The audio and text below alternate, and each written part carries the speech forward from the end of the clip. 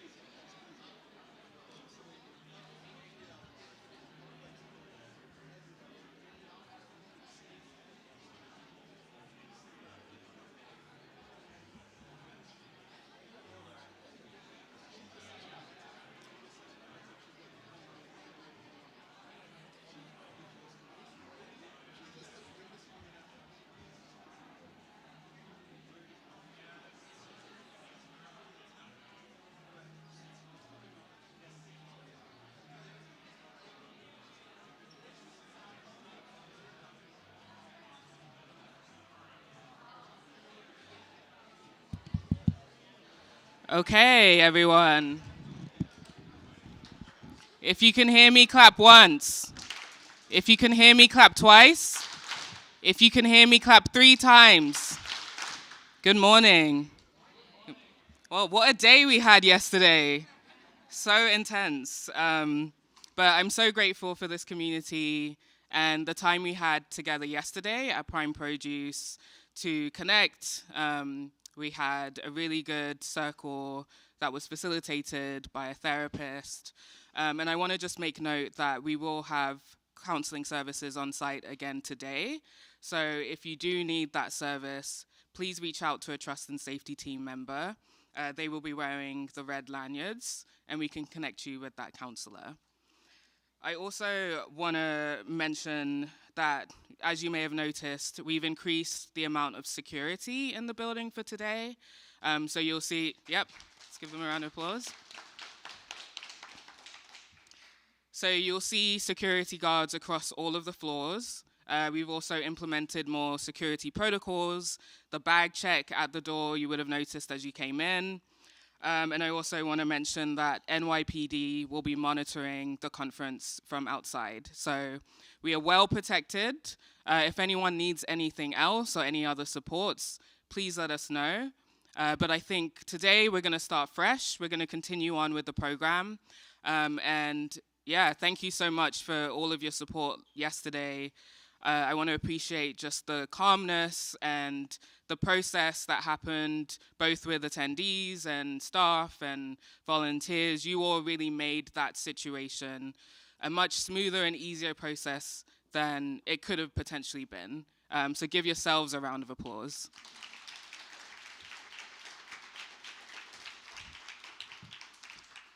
I also have to acknowledge that yesterday's incident would not have been resolved so smoothly and quickly if it wasn't for the heroic efforts of Richard and Andrew.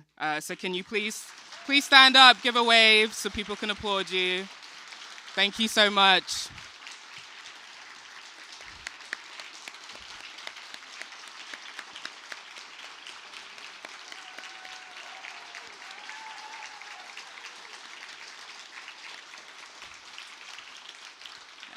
And I also want to shout out Jake, who helped de-escalate the situation as well. Let's give Jake a round of applause.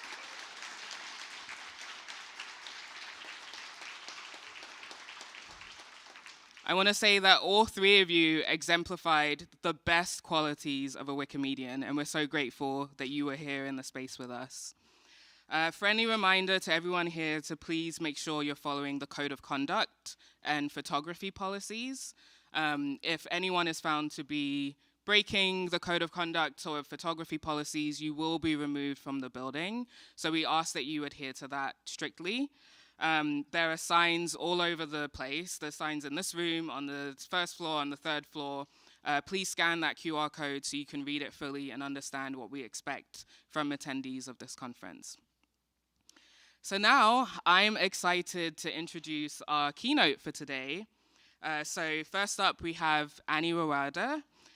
So Annie posts interesting or unusual Wikipedia articles on social media accounts called Depths of Wikipedia. She lives in New York and does comedy shows centered around Wikipedia. Please welcome Annie.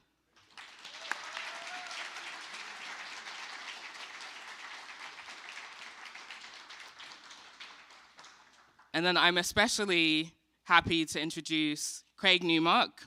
Craig is a self-identified nerd and Wikipedia enthusiast. He's also been a big supporter of Wikipedia, the Wikimedia movement, and Wikimedia NYC. So we're so grateful for his support of our work over the past few years. So let's welcome up Craig Newmark.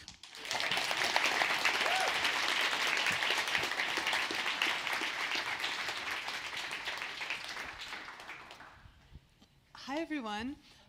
We have a special guest, but I figured I would start by showing a few things that I love about Wikipedia. There was a user called Lord Voldemort who redirected mwahahaha to evil laugh. That was 20 years ago.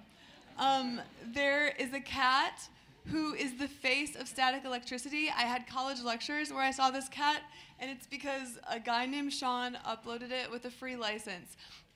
This cat, she looks very guilty, and this, perhaps the most embarrassing moment of her life, is broadcast to physics students around the world. There is a guy whose literal name is Bum Farto. I just think that's funny. There is a bias in weather forecasters where they say it's going to rain and it doesn't always rain. And there's an article that you can read about it on Wikipedia. Hot Wheels Sisyphus is an article on Wikipedia, and it's about a species of Chinese ground spider.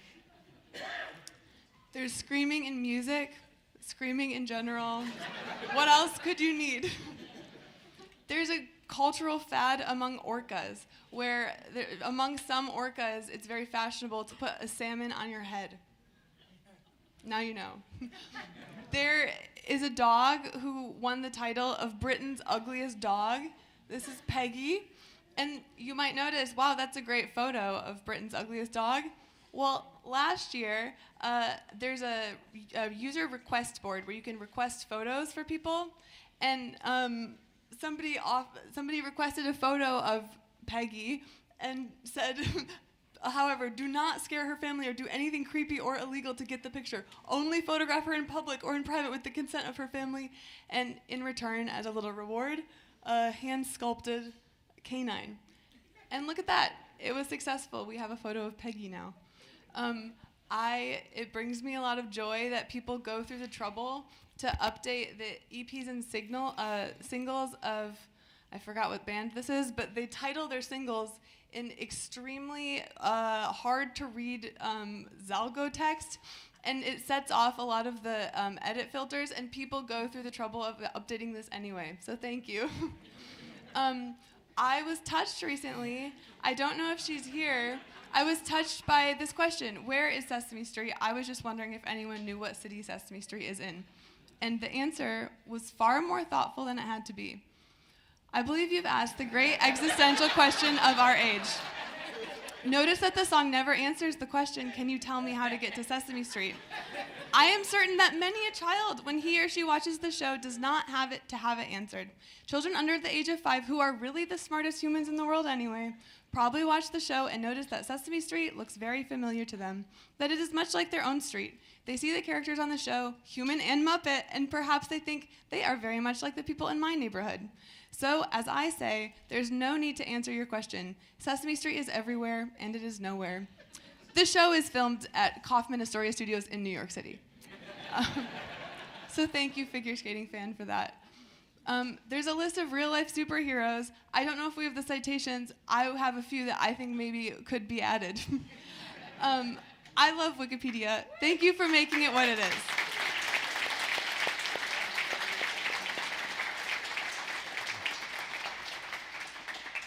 I like Wikipedia because it's made by humans, and it feels very human, and that's the same reason that I like Craigslist. You are Craig. You founded Craigslist 30 years ago, and you had, let's show, quote, no vision whatsoever. You're not the one who named it Craigslist. So tell me who did, and tell me about this. In the middle of '95, at that point, Craigslist was just a very simple CC list. And at about 240 addresses, it broke.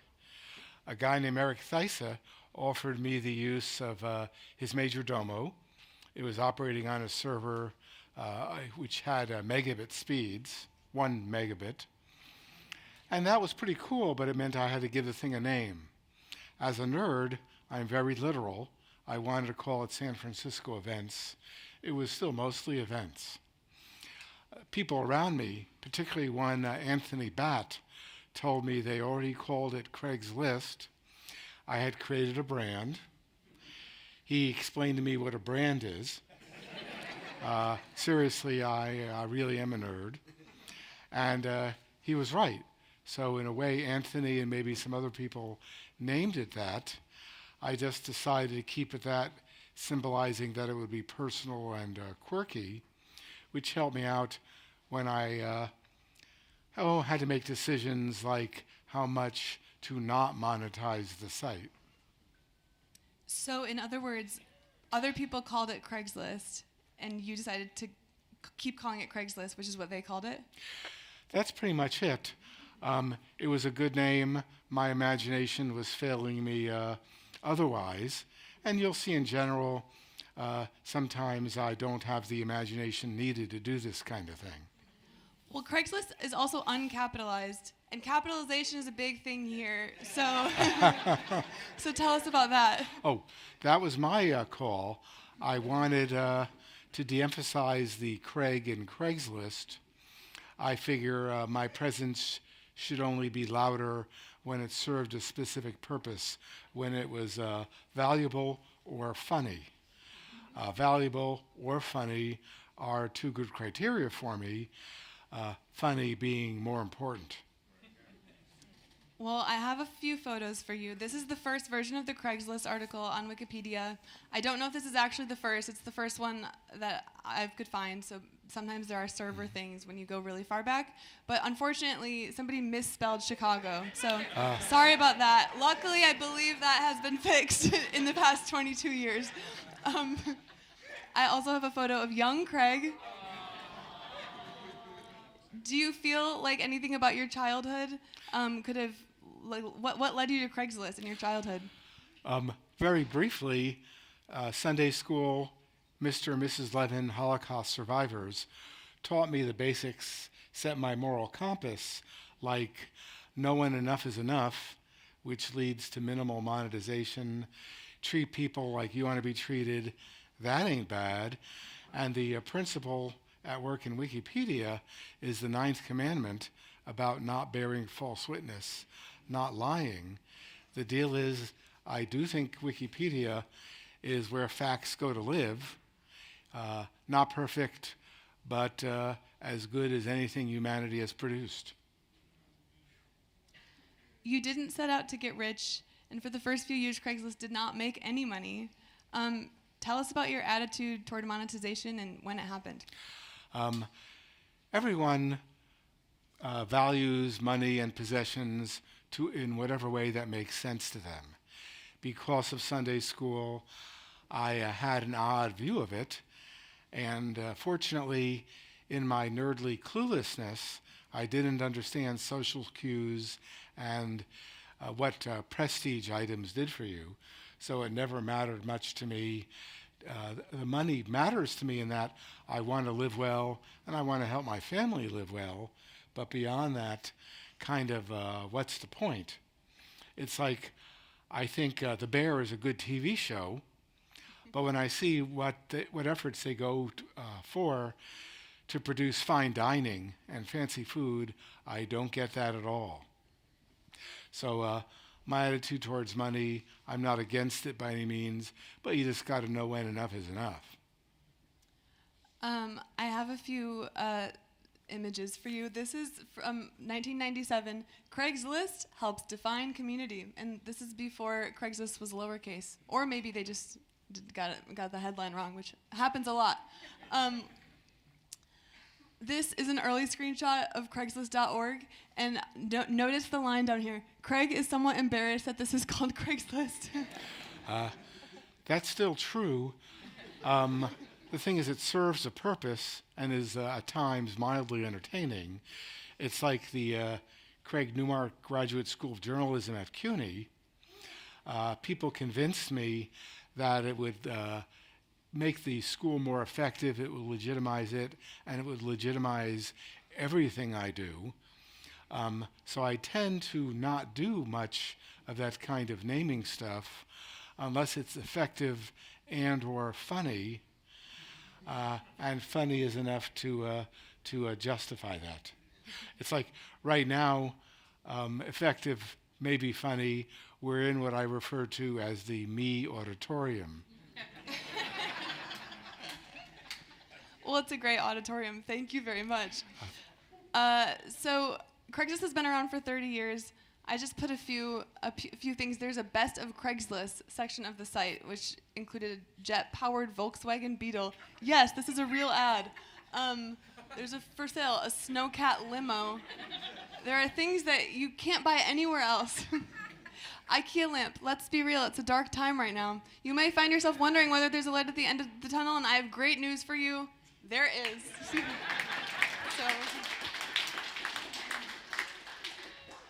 And I was touched a couple months ago, maybe it was because of the Katrina anniversary, but somebody said their first time on Craigslist was in a hotel in Houston after my family evacuated New Orleans ahead of Hurricane Katrina.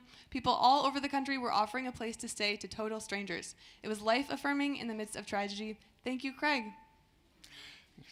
Now, these are great things to see, and I feel good about them for a moment, but then there's more to do. Now, I've switched into philanthropy these days because I grew useless as a Craigslist employee, and that's working out. And you worked in customer service at Craigslist. You were not the CEO. Yeah. Very briefly, end of '99, people helped me understand that as a manager, I suck. But I'm a really good customer service rep, so I did that pretty solid from about 2000 to 2015. I started trailing off because I saw that people at the company didn't need me, but I was starting to do some real good in philanthropy. Tell us about your attitude toward philanthropy, where you give your money, what you value, and maybe why you like Wikipedia. Well, my deal with money is that I was able to live well and help out my family a lot. I've also observed that people with lots and lots of money are more often miserable than not. So I figured I would start giving it away in ways that made sense. I really had no idea what I was doing. And even now, I'm not really good at philanthropy. I've identified some areas where I thought I could help, some failed, and I've identified some areas where I am doing some real good, and that's pretty good. Like I'm supporting the people who protect the country, like vets and military families. That ain't bad. And I'm supporting, trying to help people do a better and better job to protect us all against cyber attacks and scams. I've recently realized that I've been doing professional level scam fighting quietly for about 25 years, and that I've done a good job at it hands-on, but I've done a very bad job at it when I was talking about it. My problem was that cops told me I should help but not talk about it a lot because I might accidentally compromise a law enforcement operation in progress.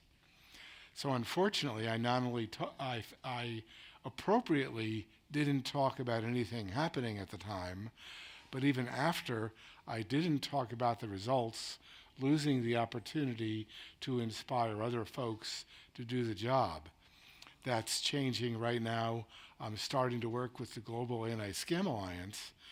The theme is to work with the big guys like Google and Microsoft and Apple to prevent scams on their way to you. And I hope to have more to say on that at a conference at the beginning of December, after which, for my next trick, I will enter my middle 70s. Ooh. So, veterans, cybersecurity, journalism, would you say those are your 3 focuses? Well, those are my big focus areas. I still work with the press in some regards. For example, the CUNY Journalism School, and the most important thing going on, which is Wikipedia. You'll see that I support other areas, like I love birds. I have a sense of humor, so I do support pigeon rescue. And in New York, I support the Wild Bird Fund. Back in San Francisco area, there's something called Palomacy. But the idea is that even this morning I remembered to feed our pigeons and doves because they were waiting for me. They're brutal. And but we do give them the spicy seeds, which they can't taste. But if you're a mammal, you won't eat the stuff. And I can also remind people that if you handle it, don't touch your eyes.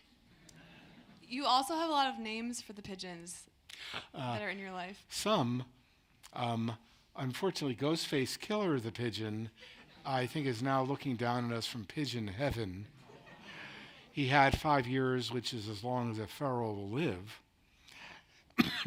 And we see some of his offspring hanging out, and we're thinking about what to do with them, if we should be giving them names. There's one dove lacking tail feathers, so his remaining feathers look, he has very prominent white tail feathers, and he's hanging out. He's become very aggressive, and we think he's going for the top of the pecking order, so he may merit a name. Otherwise, like in San Francisco, we have like a coyote, Larry, and now we have a raccoon, Larry, who has 4 babies. If you, like me, enjoy hearing about Craig's animals, you should definitely follow him on social media, I would say. Does Craig use Craigslist? I have used it in the past, let's say to sell my old car, a Saturn. But these days it's Mrs. Newmark who does the stuff. I've always felt maybe there's a bit of a conflict of interest, but she will get rid of stuff either for free or selling them. She will buy stuff more often for the family than us, although we do have an excellent bench as a result. Does she say, and by the way, I'm married to Craig? I think she avoids that unless an opportunity arises by which it may prove to be funny. I also have one more slide. A half gallon of milk from somebody going away on vacation and didn't want it to expire. I appreciate Craigslist because where else can you get that? I also remember you lost your glasses in maybe 2007. Oh, okay. And there was a news story that Craig went offline to try to get his glasses back. You put up posters. Well, Is that true? I don't remember the posters, but I do say when the need is great enough, do whatever you can to get the job done. That's really true when it comes to apartments in New York. The deal is that I'm frustrated by the situation because I feel that there's something really clever I could do to help, but I've never figured that really clever thing out. It's like I would like to do more for public servants in housing, but I'm just not that smart. And so I'm trying to focus on those areas where I am smart, and in those areas where which are important. Like for cybersecurity and fighting scams, we're trying to enlist the entire country, like people did in World War II. But, I'm working with PR groups who I hope to make a dent in that. I have learned the hard way of the importance of communications, PR, marketing, advertising, whatever you want to call it. That's a really big deal, but I don't have the creativity required to do a really good job in that. We're working in some parts of town. If you eat at a Chinese restaurant, the fortune cookies may reference a cybersecurity thing called Take 9, and that's actually something we've done with some success, although personally speaking, the problem with cookies is that they are cookies, and I've had too many cookies for a lifetime. Between your focus areas of cybersecurity and journalism and the press, where does Wikipedia fit into that? Well, again, Wikipedia is where facts go to live. Not perfect, but it's better than anything humanity has ever done. And it's important that we get more and more Wikipedia editors, both in the sense of people who write articles, and then in the case of people who will edit them in the more conventional sense. And we don't have enough editors of any sort, and we need editors from underrepresented groups. So I started off, I guess I helped fund WikiCurious, the core of which, from my point of view, is classes in how to edit Wikipedia pages. And so what I've done, Wikimedia New York City chapter needs to do a lot more of that. So I'm now increasing the grant making that I'm doing for Wikimedia New York. I'm adding another $300K to that equation.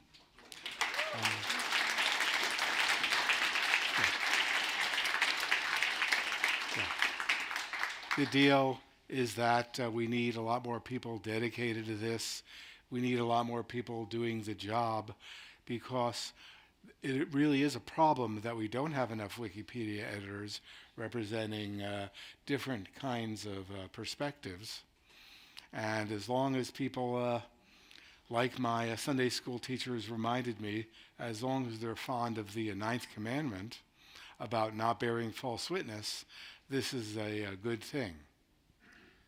I have been to a few of the WikiCurious edit-a-thons. The energy in the room was incredible. It selected a lot of people. They're geared toward beginners, and so a lot of the people that came were really excited and really careful. They didn't want to mess up, and I have checked in on a few of the people that I helped out, and they have continued to edit. So thank you so much for making that happen. And it's great when you can go to an event like that, which I suppose you could do anywhere, but it's great to do it in a space like this and have really good food while you're doing it. So thank you for that. It's my pleasure. The deal is that this is part of a bunch of things that I'm doing. I do leave out some, but like I say, a nerd's got to do what a nerd's got to do. I am often struck by how many different ways there are to contribute to Wikipedia. We saw a new one yesterday, I would say, averting tragedy on a stage. I'm just looking in the audience right now, and I am seeing people who organize women in religion meetups and have a whole community around editing about underrepresented women. I'm seeing people who update soccer scores, sometimes in the middle of the night. Thank you, Sounder Bruce. I am seeing Ganesha, who wrote about a well of magical, well, people say it's magical water, and the first time I met you, you brought me water from that well and said, I wrote the article about this, by the way. There are people who bike around New York City taking photos, like Jim Henderson. I could name... I'm thinking about Andrew Lee standing on the stage at Wikimania one time at an after party and officiating a wedding between two Wikimedians. And about Kevin Pyrami, who kneeled with Wikidata so that they could update themselves as soon as they were married. There are so many different ways to contribute that are so different from the idea that you have in your head of a person sitting on their computer. There are people that contribute by reading. I would say our readers contribute. There are people that contribute by donating $2.75. There are people that teach classes about Wikidata for librarians. I feel like I'm missing so many things, but Adam wrote the Wikipedia article about oatmeal raisin cookie and made he was the subject of an incredible video, which is on the Wikipedia social media accounts. I could go on for probably forever. There's a person who is an IP address who edits about hamsters and has never ever edited any talk pages, but does a pretty good job. Craig is also a contributor to Wikipedia, and I would say you have a different type of contribution than some of us, but can you tell us about your latest? Well, the latest is, again, that $300 contribution. 300,000. 300,000 to, yes, that is different. And the idea is that that's in addition to much larger contributions I've made in the past. Something that I really do suck at and need to get better is to work with major donors, major contributors, to get them to play their role. I don't know how to really make that happen, but I've offered my services to those major donors who might be receptive to suggestions of this nature. Well, we appreciate what you do so much. Money is important. Volunteer time is priceless. And all of it has come together to make my favorite website and a website that feels more and more unlikely and rare and incredible. So, thank you.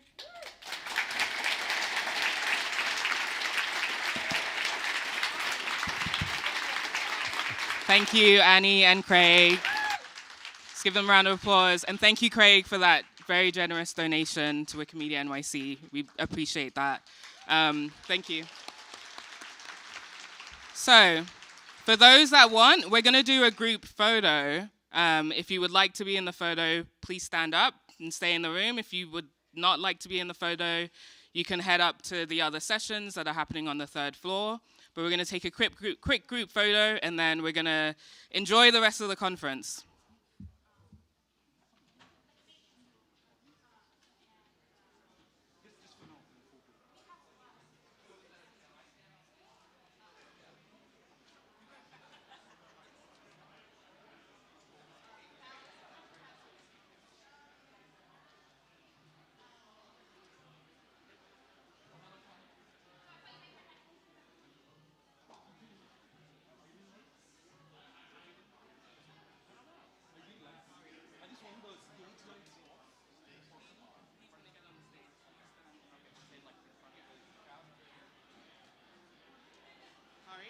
Do you want to just tell people how they should stand? Do you want to get on the mic?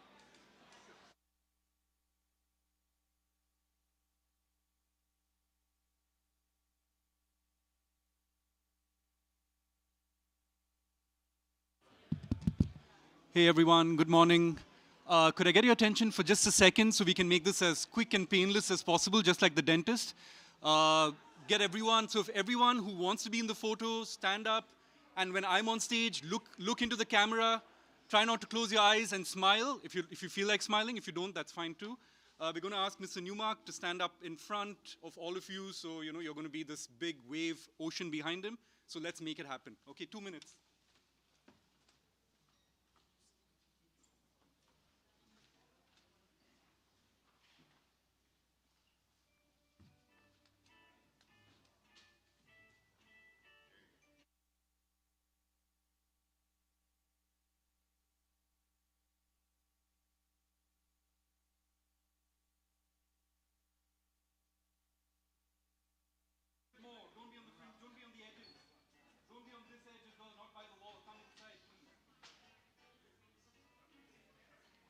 Okay, everyone, I'm going to do a countdown from 5. So if you feel like your face is stuck behind someone's head, here's your chance to move around a little bit. Okay. 3. No, 5. 5, 4, 3, 2, 1. 2 more. Okay, 1, 2 more. This time, Vicky, yeah. 3, 2, 1. Wiki! Okay, one more, last one. 3, 2, 1. Wiki! Thank you so much.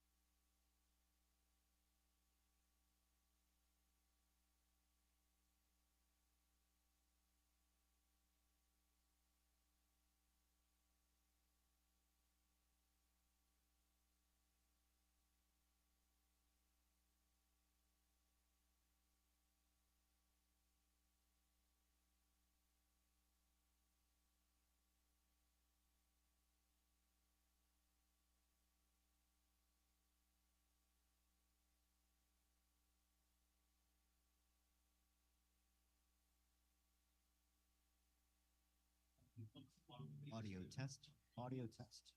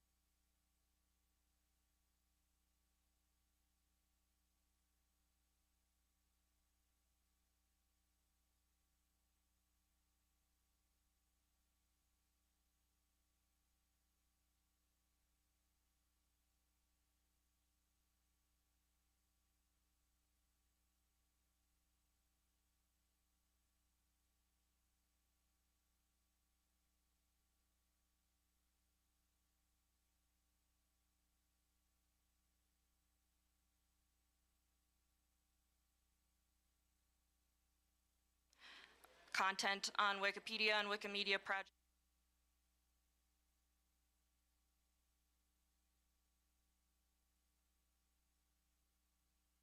Wikipedia, trying to get both Indigenous people involved.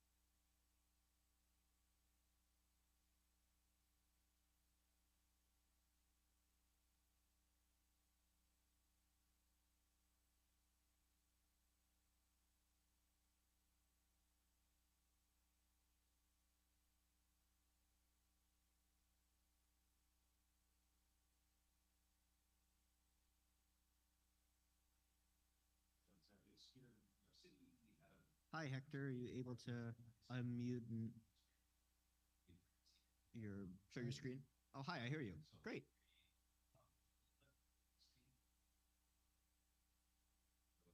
I don't see your video live yet.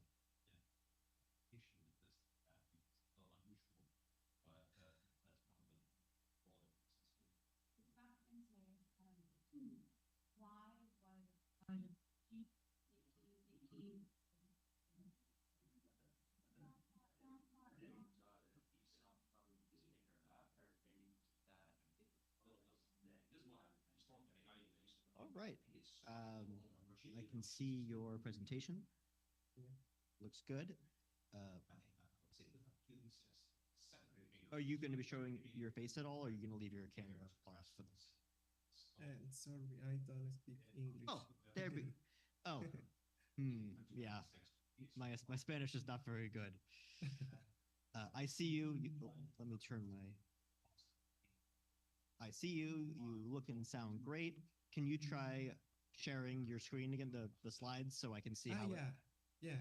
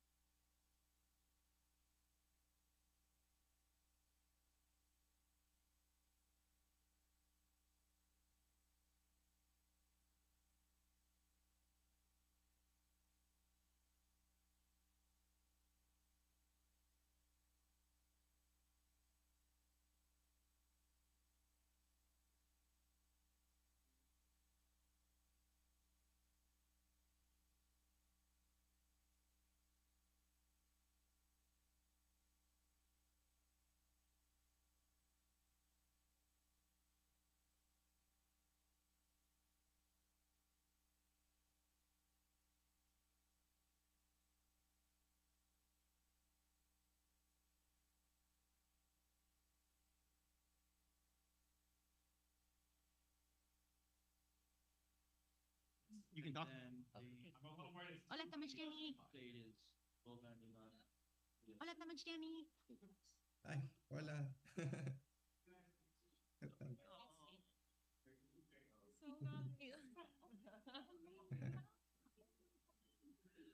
So nice to meet you. You don't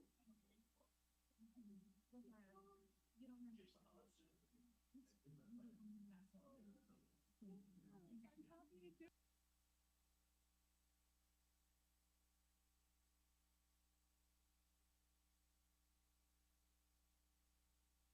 Stay. I don't want to risk.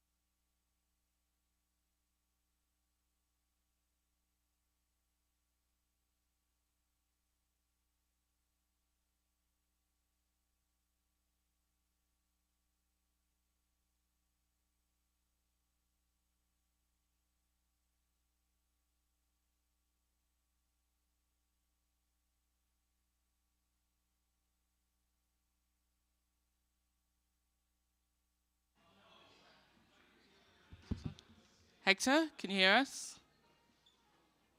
Yeah. Okay. Sí. Yeah, unmute. If you want to show your screen, you can. But we're ready whenever you are.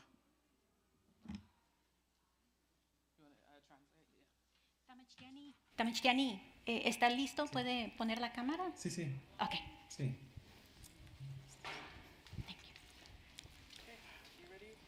I am.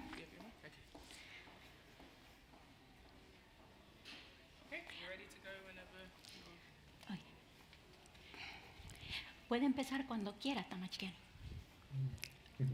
Bueno, Oh, ¿quieres que le traduzca? Ok. buenos días, gracias por la invitación. Vamos a comenzar esta conferencia, este título al que hemos llamado Documentando una lengua en peligro de extinción para futuras generaciones. Quiero contarles, durante este tiempo, nosotros llevamos 3 años trabajando en la Wikipedia en náhuatl y queremos contarles nuestra experiencia, cómo ha sido documentar una lengua en peligro de extinción. Héctor, Sí, has dicho muchísimo y no alcanzo a decir todo lo que has dicho. muy bien, bueno. ¿Podemos empezar de nuevo, está por bien. favor? Frases, ¿La traducción va a ser simultánea o vamos a ir por pausas? pausas, primero tú y después yo. Muy bien. Bueno, el título de esta ponencia es Documentando una lengua en peligro de extinción para futuras generaciones.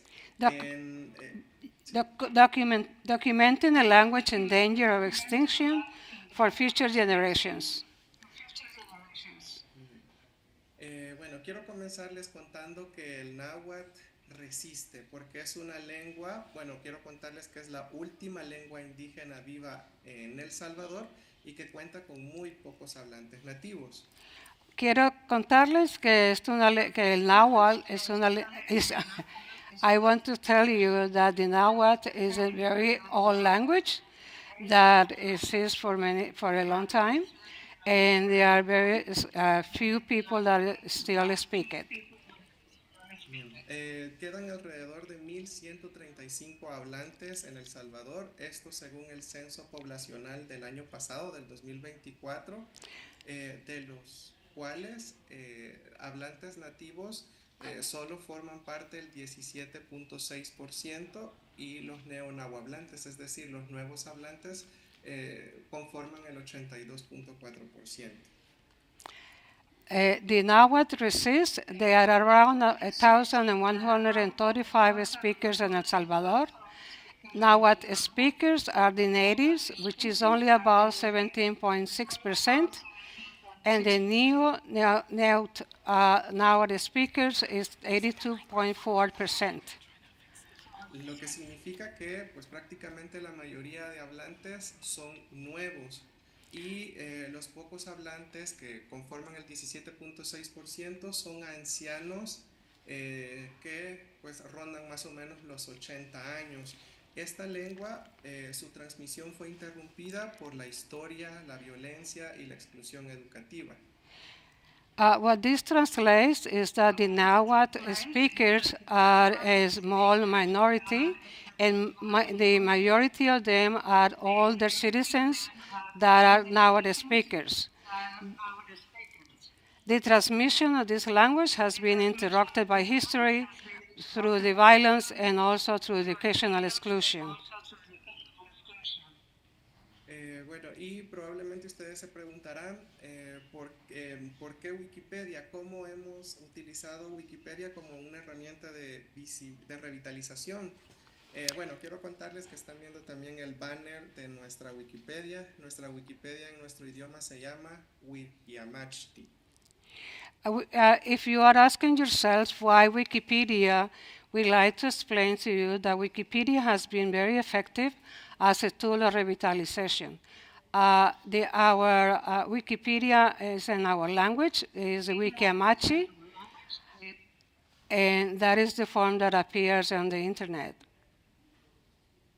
¿Por qué elegimos a Wikipedia? Porque es de acceso libre. Wikipedia es una plataforma abierta donde todos pueden aprender náhuatl, aportar su conocimiento y documentar la lengua. Why Wikipedia? Because it has free access. Wikipedia is an open platform where anyone can learn, contribute, and document the Nahuatl language. También otorga credibilidad digital, ya que da reconocimiento y validez global a las lenguas históricamente excluidas, como lo es la lengua náhuatl. Quiero como comentarles un poco de que, por ejemplo, en nuestra lengua son muy pocos los materiales que existen y la mayoría de ellos están hechos por personas extranjeras. Y tener a la Wikipedia de nuestro lado nos da el poder de escribir lo que nosotros queramos. The other reason why Wikipedia is because it gives digital credibility. It gives recognition and global validity to historically excluded languages. Muy bien, y tenemos también que, bueno, es porque motiva a la juventud creadora. Los jóvenes dejan de ser solo consumidores de contenido, de información, y se transforman en autores del futuro digital y guardianes de la lengua. It also, because it incentivizes the youth to be creative, the young stop being just consumers. They transform into authors of the digital future and guardians of an idiom. Y quiero comenzarles hablando también de nuestra escuela. Nuestra escuela se llama Neichan Sepoura. Es una escuela comunitaria de náhuatl que forma parte de un proyecto más grande llamado Timumachtigan Náhuatl, que actualmente es la biblioteca virtual en náhuatl más grande de El Salvador. En nuestra escuela ofrecemos clases gratuitas de náhuatl en inglés, en español, y impartidos por abuelos nahuablantes y expertos. Funcionamos gracias al apoyo estatal, gracias al patrocinio solidario de salvadoreños que creen en la revitalización de nuestra lengua. Desde la escuela formamos a nuevos hablantes y enseñamos a usar la Wikipedia para que el náhuatl siga floreciendo en el mundo digital. Hasta la fecha hemos enseñado náhuatl a más de 1000 personas, dato que ya se refleja en el censo poblacional de El Salvador. Esto fue lectura de la presentación. Quisiera agregar algo, que prácticamente en el censo poblacional que vimos al inicio, los 1135 hablantes son hablantes nuevos en su mayoría, y podemos ver cómo nuestra escuela ha aportado en el crecimiento del número de hablantes en el país. Okay. Our school, it is the community school of Timumachtican, Nahuatl. It is the largest virtual library in Nahuatl located in El Salvador. From our school, we offer free Nahuatl lessons in English and Spanish. The classes are given taught by grandparents that are Nahuatl speakers and experts. We function without any support from the state, thanks to the solidarity and sponsorship of Salvadorian citizens who believe in the revitalization of our language. From the school, we create new speakers and we teach them how to use Wikipedia so the Nahuatl continue to flourish in the digital world. Up to today, we have taught Nahuatl to more than 1,000 people, data which is already reflected in the population census of El Salvador. And Hector just clarified that the number reflects more the new speakers which has learned the language through the community school. Bueno, y dentro de nuestra escuela ofrecemos formación wiki, ya que desde hace 3 años nuestros estudiantes y maestros y abuelos nahuablantes aprenden a crear artículos desde cero, ya que desarrollamos talleres, asesorías y tutorías personalizadas en cada trimestre. Es decir, que cada trimestre hay nuevos estudiantes y siempre a los nuevos estudiantes se les va enseñando cómo crear artículos, cómo ir trabajando en otros aspectos también, como por ejemplo en la Translate Wiki. From our school, we also have a formation wiki. For the last whereas for the last 3 years, the Nahuatl speaking students, teachers, and grandparents have been learning to create articles from scratch as we develop workshops, advice, and personalized tutoring every quarter. And every quarter we have new students and we are creating new speakers. También, bueno, nuestra escuela funciona gracias a la colaboración, ya que realizamos editatones junto a maestros, abuelos, nahuablantes y estudiantes. Promovemos también el aprendizaje intergeneracional, ya que los abuelos, los ancianos comparten sus saberes y los jóvenes lo digitalizamos. Además, los estudiantes más avanzados son evaluados a través de la creación de artículos de Wikipedia, los cuales son revisados y mejorados por los maestros, permitiendo medir y fortalecer su progreso en el aprendizaje del náhuatl. We also have a collaboration wiki where we carry out editathons together with grandparents, Nahuatl speakers, teachers, and students. We are promoting intergenerational learning, where the grandparents share knowledge and the young people digitalize it. In addition, the more advanced students are assessed through the creation of articles in Wikipedia, which are reviewed and improved by teachers, allowing their progress in learning Nahuatl to be measured and strengthened. ¿Y cuáles han sido nuestros resultados e impactos? En estos últimos 3 años, desde que hemos retomado el proyecto de la Wikipedia, hemos creado más de 915 artículos en náhuatl. Eso si promediamos en estos últimos 3 años nos da un indicativo de que son 25 artículos por mes aproximadamente. Hemos formado a más de 110 wikimedistas que ahora contribuyen a nuestra Wikipedia en náhuatl. Wikipedia también ha ayudado a demostrar que el náhuatl está vivo, porque muchas personas consideraban que es una lengua muerta o que estaba a punto de desaparecer, pero nosotros estamos demostrando que es lo contrario. Wikipedia en náhuatl ya es una referencia internacional en revitalización lingüística. The results, this is the impact of our work.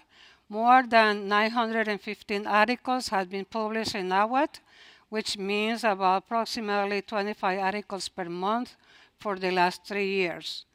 We have trained more than 110 Wikipedias who now contribute to our Wikipedia in Nahuatl.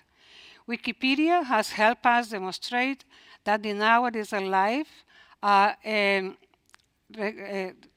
despite of some people thinking that the language has been dead or extinct.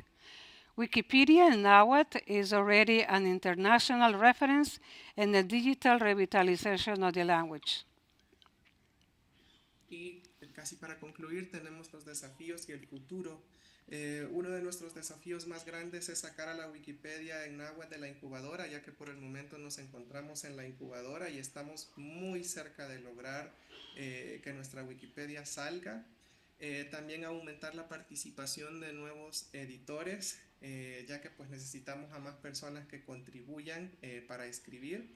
También necesitamos obtener más apoyo institucional y técnico, ya que todo lo que hemos hecho, lo hemos hecho solos, sin acompañamiento, viendo tutoriales, preguntando a otros compañeros, a otras Wikipedias también. Es decir, que no tenemos apoyo técnico de ningún tipo. A veces nos toca ver incluso tutoriales en internet para aprender a realizar algunas cosas en Wikipedia. Y también el último punto, continuar formando a hablantes jóvenes para asegurar la continuidad, ya que necesitamos una nueva generación de hablantes para que sea una generación de relevo. The challenges and the future. The Nahuatl Wikipedia, one of the challenges is to take the Nahuatl Wikipedia out of the incubator, where it is right at this moment, and the perspectives to do that are very good. We are close to our goal. We also want to increase the participation of new editors, to get more institutional and technical support, since right now we have very little or none, and sometimes. And we want to create and continue training young speakers so we can ensure that the continuity of our language doesn't disappear, and we have new and younger speakers of our language. Muy bien. Bueno, vamos a despedirnos con este video. Este video tiene subtítulos en inglés, pero no sin antes agradecerles por el espacio que nos han dado y pues de verdad, Subsulpayush.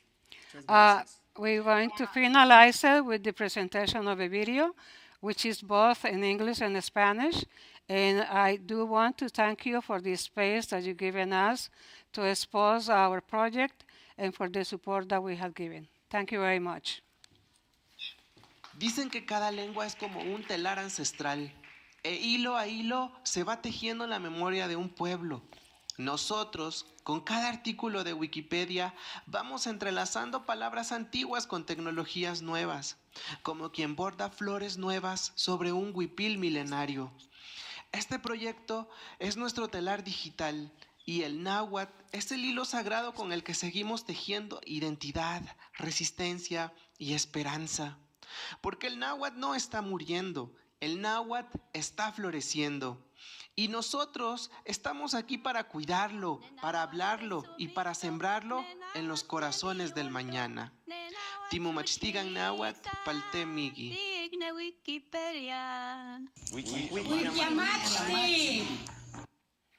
Gracias. Bravo.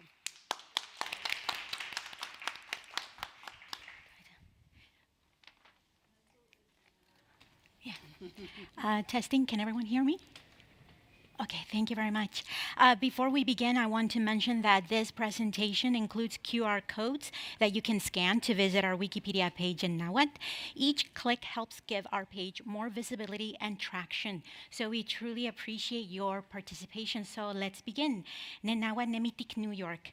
The Nahuatl language is in New York. So, Yekpeinamuchi, Nahanutuge Valerie, Wanutsuntuge Santiana. Good morning, everyone. My name is Valerie Santiana, and I am one of the interpreters at the online Nahuatl school, Neichan Sephora. Our school is directed by Timumashtigan Nahuatl Hector Martinez, who you just heard speak about Wiki Amachti, the Wikipedia page in Nahuatl. I also want to acknowledge my fellow colleague and interpreter, Alicia Marroquin. Together, we help bring these lessons to a wider speaking English audience. And a shout out to our students and graduates watching us online. Adding to my director's words, WikiAmachti has become a very important platform for our community, a place where the language can flourish. After centuries of historians and others who, with their ink and quills, pens and typewriters, documented us, for the first time, our community is now doing the same. WikiAmachti is the pencil in our hands. To reiterate, the Nahuatl language that we are focusing on today is the Salvadorian variant, specifically from Santo Domingo de Guzman, or Huitzapan in its original language. To place this in a broader context, historically, Nahuatl was spoken across what is now the southern United States, Mexico, Guatemala, El Salvador, Honduras, and Nicaragua. For centuries, the language, in all its variants, has been documented by scholars, historians, and more recently, linguists. From the 16th century until today, the words, observations, and translations of historians, academics, and linguists, both foreign and domestic, yes, including Salvadorians themselves, have been a double-edged sword for our Nahuatl community. On one hand, these records serve as written evidence that support the many oral stories passed down through generations. Their publications have often given credibility to the voices of our elders. On the other hand, their work has also hindered us, the native speakers, the guardians who breathe and live this language and culture. Too often, when our community has sought to correct or clarify academic information, we have been dismissed. Why? Is it because of how historians have portrayed us, once a victim, always a victim? Is it because their books so often end our story in defeat, even though we survived? Our language and culture still still exist today. Somehow it seems we are considered worthy to be studied, but not capable of studying ourselves. We are seen as a subject, but not as contributors. Academics have earned prestige, recognition, and financial benefits for their work. Above all, they have gained something our elders have long asked for: respect. And speaking personally, I cannot always speak to their intentions. Many are long gone, and others I haven't met. I often wonder, did they truly intend to reinforce negative stereotypes? Or were their words later twisted? Did they forget to ask more questions or fail to listen long enough? Perhaps it was simply a one-sided conversation. But while many throughout the years forgot to hand our community a pencil and a notebook to record our songs, words, and dreams, in the 21st century, Wikipedia handed us a pencil, a digital one. Where academia left us in the past, Wikipedia offered a bridge into the future. Once our Wikipedia page in Nahuatl is fully published, our work will be accessible to the entire world, free and open, regardless of economic background. This pencil is different. It is digital, but it carries seeds, digital bites. Every new article sharpens it, and like a seed, it grows into something that flourishes. Wikipedia has become a platform where our community can challenge old stereotypes and refine neologisms that were imposed on us without our elders' voices. 2 examples. When Wikipedia first opened a page in Nahuatl, it was called Wikipedia. Our community knew this was not Nahuatl. After much discussion, our elders chose the name Wikiamachti and added the phrase Neweyamachti Tupal, which literally means our great book, but is more naturally translated as our encyclopedia. When trying to translate Wikipedia's slogan, the free encyclopedia, we realized that the word free does not exist in Nahuatl. Instead, we expressed freedom by saying our, because, as my director explained, we wanted to convey that it belongs to us and that we have the freedom to do with it what we wish. Another example is the word pipil. For centuries, academia used to label our community, but our elders have always taught that pipil means a boy or child. It is not the name of our language, our culture, or our people. It is not the name. As a matter of fact, it infantilizes us, suggesting we are not mature enough to decide for ourselves. On Wikipedia, we have been able to clarify we are not pipils, we are Nahuas. In closing, Wikipedia is our modern writing tool, our academia, a space where our community reconnects with long-lost siblings in the Salvadorian diaspora and with friends and allies across the world who are learning Nahuatl from many different linguistic backgrounds. It is the pencil we now use to write letters back and forth with other academics, to have an open, double-sided conversation, one that is respectful, mutual, and beneficial. And yes, pencils do grow short when sharpened often, but we trust that Wikipedia will keep handing us new pencils. May they never run out, because we have many hands ready to write and many words ready to bloom. So we invite you to write with us, because when one community flourishes, we all do. Bayush Wikiamachti.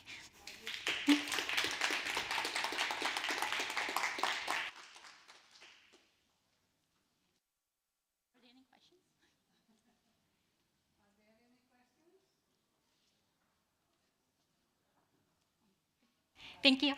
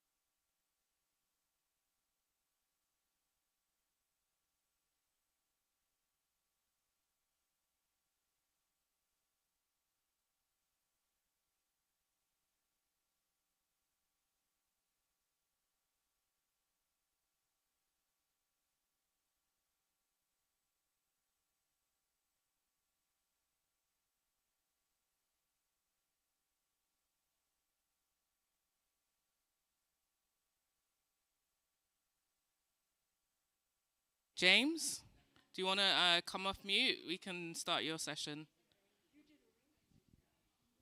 Great. Thank you for joining me this morning. My name is James Hare. I'll be presenting on the Wikipedia Citations Database. Oh, nice. I'm like a big face in the auditorium, like Big Brother. Very amusing. So quickly introducing myself. I'm James Hare. I am self-employed software developer working with clients on various ambitious projects. I've worked with Wikimedia Switzerland on the citation watch list, Internet Archive on Internet Archive Bot. I've worked with CDC on healthcare, on workplace safety information, sharing that with Wikipedia and Wikidata. And one of the things I specialize in is looking at Wikipedia and its contents as a data set and analyzing it. And this all feeds into my mission of distributing reliable facts with known provenance so that if you see a piece of information, you know where it came from and what reputation that person or entity has. And at the Internet Archive, I work on Turn All References Blue. I believe there's another session at this conference explicitly about that. But Turn All References Blue broadly is about improving the quality of the citations on Wikipedia. So not just what citations are there, but the usefulness of them. And one major way we contribute is through fixing broken links. Links on the internet are all temporary. They all go offline eventually. And we've now fixed over 28 million links across hundreds of Wikimedia wikis. And so bit by bit, we have done to make sure that these citations actually continue to function as citations, as ways of verifying the articles, rather than just notes that people wrote that you can't verify. And as part of supporting this work, we've been building out a database of citations that appear on Wikipedia, a complete Wikipedia citations database. So if you weren't already aware, if you weren't already aware, Wikipedia, like behind the scenes, is just a bunch of text documents, right? There's no like database where the citation information is stored, right? Everything is stored on each page. So we have to reverse engineer the database from that. And different people, different scientists have tried different ways of doing it in the past. Many of them have focused on very easy approaches. They extract URLs from articles. They extract DOIs from articles. They extract everything in a formally formatted citation template because it's easy, it's predictable. It gets you most of the way there. But I'm not satisfied with that. I want to know about every citation. And I want a system that gives me information not just about citations of the present, but of the past as well. And as you get farther back into Wikipedia's history, the way the citations are formatted is very non-standard. Standardization didn't come until at least 5 years into Wikipedia's history. So you have to come up with a methodology that does not center clean, convenient extraction methods. You have to look much more structurally. So what I do is I start with the English Wikipedia dump. Wikipedia makes the entire site available to download as these gigantic data files. And I use this Python utility, very popular, MW parser from hell. It is great. I use it to look at the article. I use it to look not based on things that are based on any particular language or template, but where certain patterns of wiki text just smell like citations. Like obviously the inline citations with the ref tags, that's obvious. But also like listings of external links, like external link sections, but things that resemble an external link section doesn't explicitly have to say external links. And because Wikipedia citations are completely free text, there's no guarantee that a citation is valid at all. So you have to analyze it in 2 separate steps. The first step is separating out the citations from the not citations. That's the first step, and that's what the Wikipedia citations database currently focuses on. There's then a future second step of figuring out, okay, we've extracted these references from this article. What are they actually referring to? Like, you see Johnson 1982 in an article. Okay, what does Johnson 1982 mean? And so you then have to apply context to that to figure out, okay, based on the context of this article, they're referring to this source. And so I have a prototype ready to show people. If you go to that website, you can look up an article. Unfortunately, it won't have every article. It is very computationally difficult to build this database. It's a lot of data IO. So hopefully you'll find an article in there. If it doesn't, it will be added later. But that's a default example I filled in. You could scan that QR code. It will take you directly there. But yeah, if you look up an article, this is the results for the article on the Siemens scandal, which is this government contracting scandal from over 100 years ago. You can see this table. On one column is the reference, and then the earliest revision timestamp. So that's the earliest point at which this particular reference appeared in the article, and then the latest, which is the most recent time it appeared in the article. So for each reference, you could see sort of a lifespan for each reference. You can see if it was added in the article, how long did it last? Is it a reference with long staying power? But as you can see, there's a lot of variety here. Some of these are fully filled out citation templates, very on its face obvious. Some of them are more short form references, as you can see up here at the top. And it's not 100% unambiguous. Like there's no ISBN for some of these, so you have to do some more inference. And some of these, at least one of these isn't really a source. It's just more of a traditional footnote. But because of how the analysis of the article works, that gets picked up as well. So as you can see, when you take a broader approach, you get more interesting, you get more variety of results. And you can also show citations as of a particular date, and it will filter out all the ones that appeared later. So it'll only show you the ones that appeared as of this date. So it is in the middle of the time span of these two columns. And you can also get this data in a TSV spreadsheet format, or if you're developing applications, you could get it as JSON data. So the next steps, we have our basic extraction, our very basic analysis of the different citations. The next challenges are keeping it up to date and being able to do this at scale, because it's a massive data engineering challenge. We have ideas. Sometimes the parsing of the article breaks down, because even though MW parser from hell is great, it's certainly not perfect.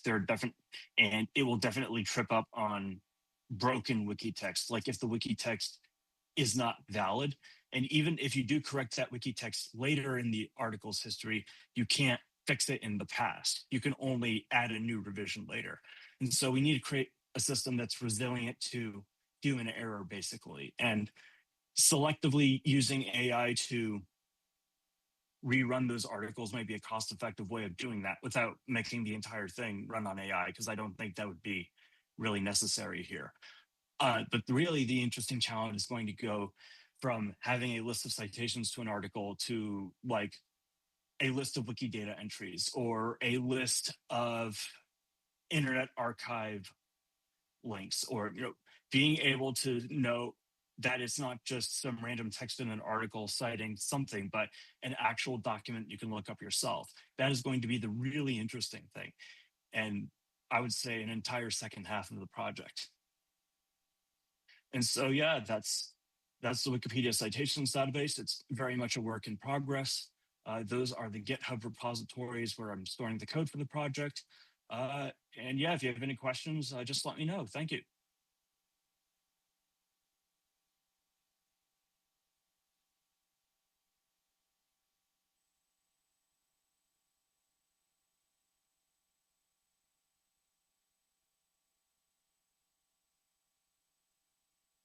Any questions?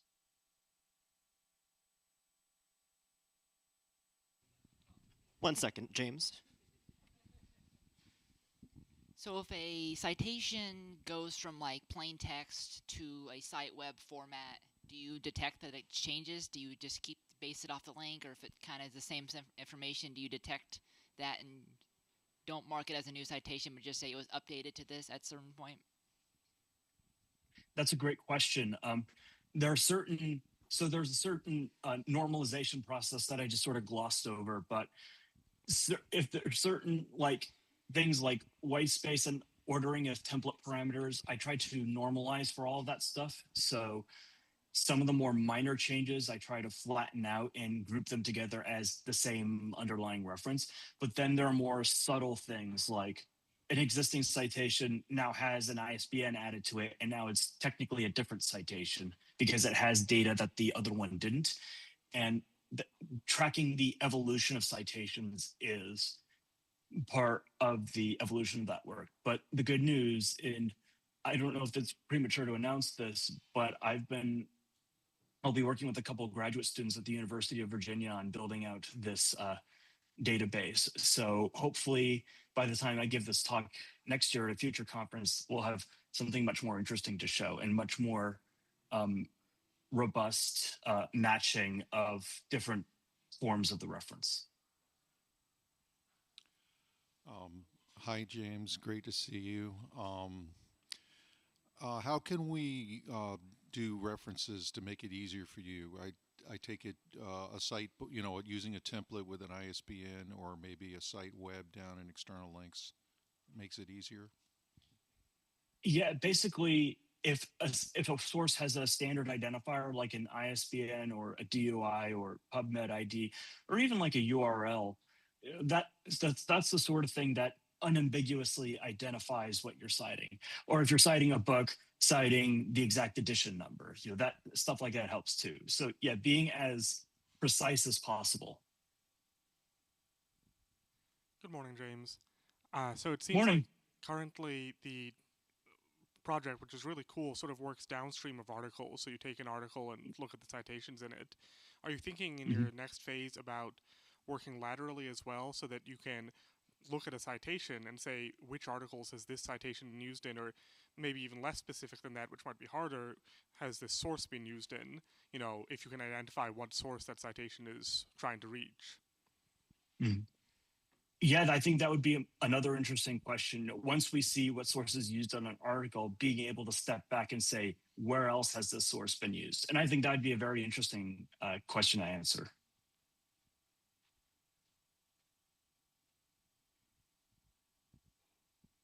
Any other questions for James? Oh, one more.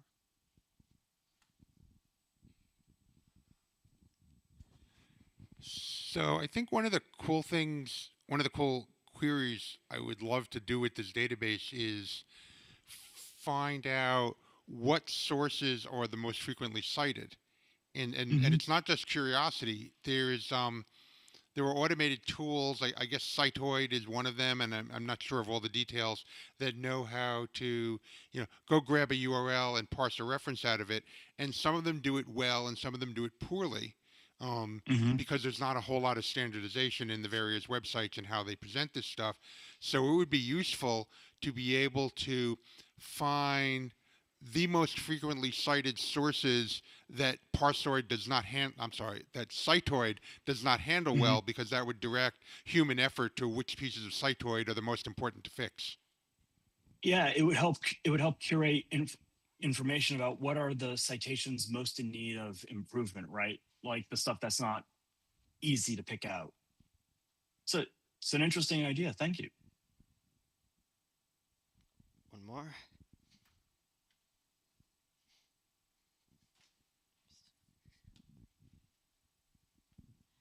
So you're extracting the citations from an article. I'm just wondering, it's been discussed, like how analyzing how many times a source has been cited, but how about dead links? Maybe this has been covered, but can the citation tool flag any citations that are now no longer available if a website is used or another type of source that's...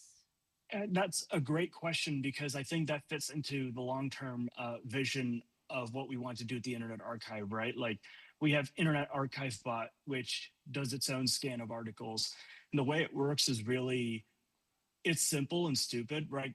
it just goes through Wikipedia in alphabetical order. So it starts at the beginning of the alphabet, it cycles through the entire alphabet, it takes several months to do so, and then it starts again at the beginning of the alphabet. And people add their own requests into the queue as well. But what I would like this to grow into in the long term is sort of a proactive monitoring system for Internet Archive Bot, so that when a link goes down, Internet Archive Bot can then proactively act on that link going down. But yeah, I think you have a sense of the roadmap.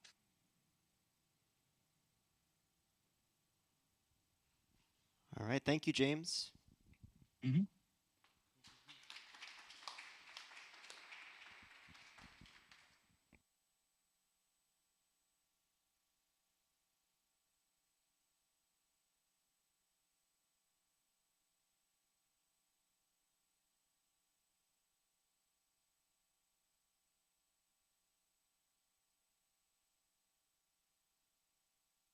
I think we'll have a short break and then we'll return with the next presentation.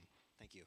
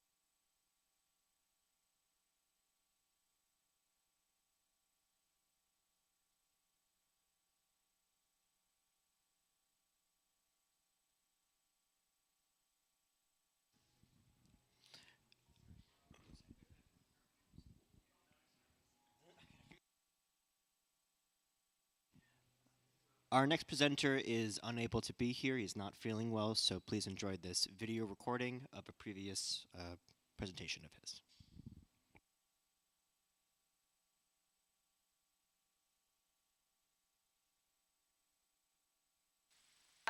Thank you, everybody, for coming to, Thank you for coming to Content Gaps, Native American Perspectives on Wikipedia.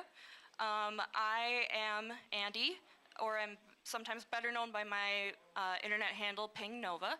I sort of fell into the niche of working on a lot of indigenous content on Wikipedia and Wikimedia projects in general. Primarily what I do is I sort of bridge between modern real-world indigenous communities and Wikipedia, trying to get both indigenous people involved and trying to bring modern indigenous perspectives into Wikipedia. Which can be quite a job, which I will explain here. So I'm going to first say that context is key in these cases.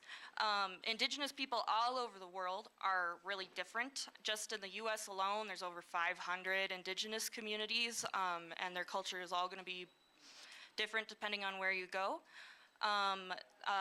So what I'm going to talk about can't necessarily be generalized because I'm not talking about statistics or anything, but these are the key perspectives I've been working with.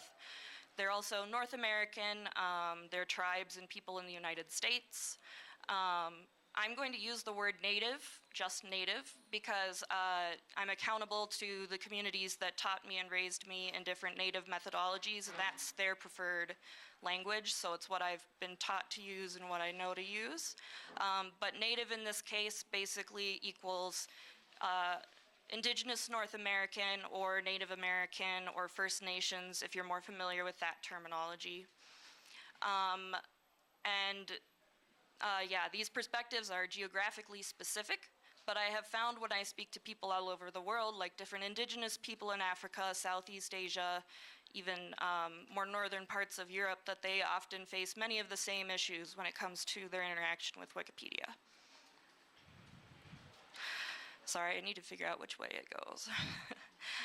So I'm going to open with a quote. I was going to bring the whole letter for you guys to read, but printing is a little difficult. But a quote from a letter that one of the tribe council people that we were working with wrote to the Wikimedia Foundation. Our Wikipedia pages should serve as a vital resource for educating the public. Instead, these pages have resulted in the dissemination of misinformation, the erasure of important historical facts, and the misrepresentation of our tribe. And that is chairperson of the Herring Pond Wampanoag tribe in Plymouth, Massachusetts, United States.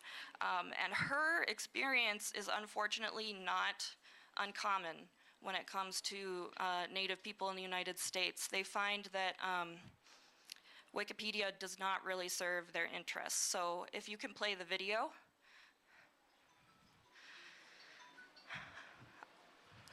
The Lipan Apache, a tribe in Texas, their councilwomen put together a video to address the Wikipedians here especially. So.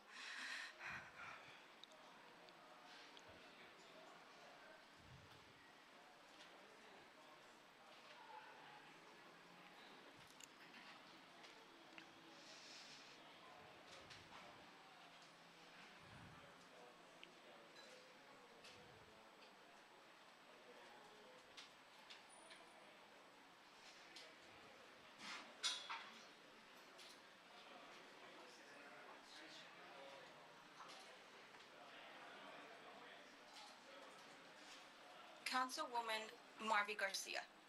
And I'm Dr. Ashley Leal. I am Council Officer Erica Salceda. I am Councilwoman Maria Cooley, and we all serve in the Tribal Council of the Lipan Apache tribe. We are pleased to speak with you today at Wikimania and to thank everyone working to close the content gaps about Native peoples on Wikipedia.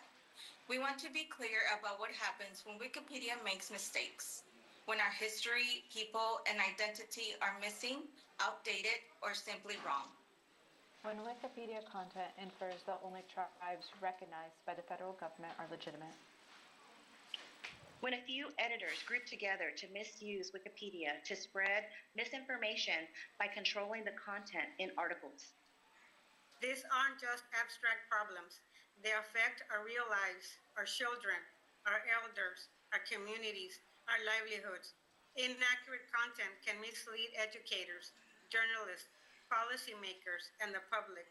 And for tribes like ours, who have fought for recognition, visibility, and respect, every misstatement online becomes another obstacle we must correct just to be heard. We've seen Wikipedia articles say that the Lipan Apache tribe is extinct or questioned if we are truly Native American, since we haven't gotten federally recognition yet. This isn't just our issue. Other non-federal tribes are dealing with the same problems, and you can find their cries for help on Wikipedia top pages. Regardless of recognition status, many tribes struggle with how their people are represented on the site. Often these articles tell an incomplete story, reflecting a colonial viewpoint or narrative and using outdated information from early anthropologists or historians. These mistakes don't just hurt feelings, they create confusion in schools, with employers, and among our lawmakers.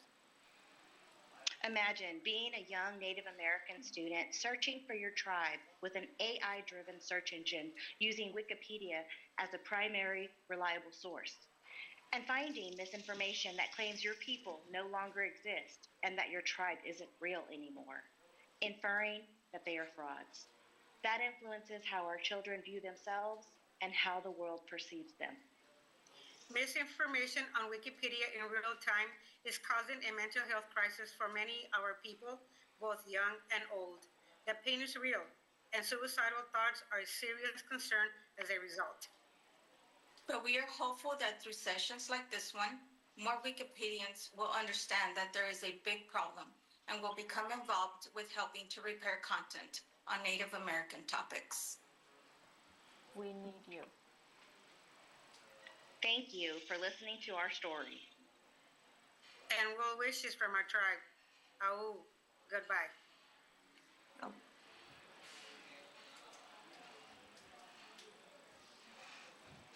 So they've been really great talking to the Wikipedians I've sort of gathered to work on this issue.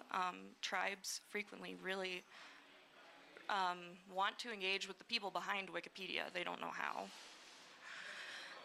So the issues that they outlined in that quote and in those videos, they come down to a few reasons. A large part of it is that the coverage quality of Native topics on Wikipedia is just incredibly poor in general. I try to work within my locality, which is, what I call my context. So Minnesota, USA, where I'm from, the native land there was originally Dakota land. So I did a very simple just statistic. I went through the biography articles of Dakota people on Wikipedia, and I noted what their assessed grade was and whether or not they had images and things like that. And then just did some really basic statistics. Only 3 articles had a B grade, and nothing was higher than a B. The rest were all stub or start and some Cs. And the one of the B grades, so the top 3 representatives for better articles about Dakota people, was a serial killer. So it makes you question, if the quality of the content is so poor that the best represented person for your entire culture is a serial killer. What's going on that's causing this lack of coverage or this poor coverage? Multiple issues that we've identified through speaking circles with Wikipedia editors and Native people. We kind of pared it down to basically 3 main things. The existing sources are of poor quality. The easiest to access sources tend to be the outdated ones. The new, the better stuff, the ones that actually listen to Native people are a lot harder to access. And so editors who don't mean any harm are going to use the easier to access article or sources that aren't necessarily that accurate. There are also few dedicated topic editors in the Native American topic area. So it's not well covered because it's not a priority for many Wikipedians. Many articles will go years without being edited. There are maybe 5 editors that I tend to see in Native articles pretty frequently, and the rest people might pop in every once in a while, but there's not really concentrated effort on improving this particular topic on Wikipedia. And the other one is bad faith editors. So that is kind of a Wikipedia way of saying that racism, colonialism, genocide, all of those big historical things still affect Native people today and how they are perceived and edited about online and on Wikipedia. And I'll go even more in depth. I could talk about all this stuff forever. Trying not to get ahead of myself. Okay, so bad faith editors, they kind of have 2 ways that they really hold their power over Native people and the Native topic on Wikipedia. The first is that core groups of them are very organized. They're long-term editors.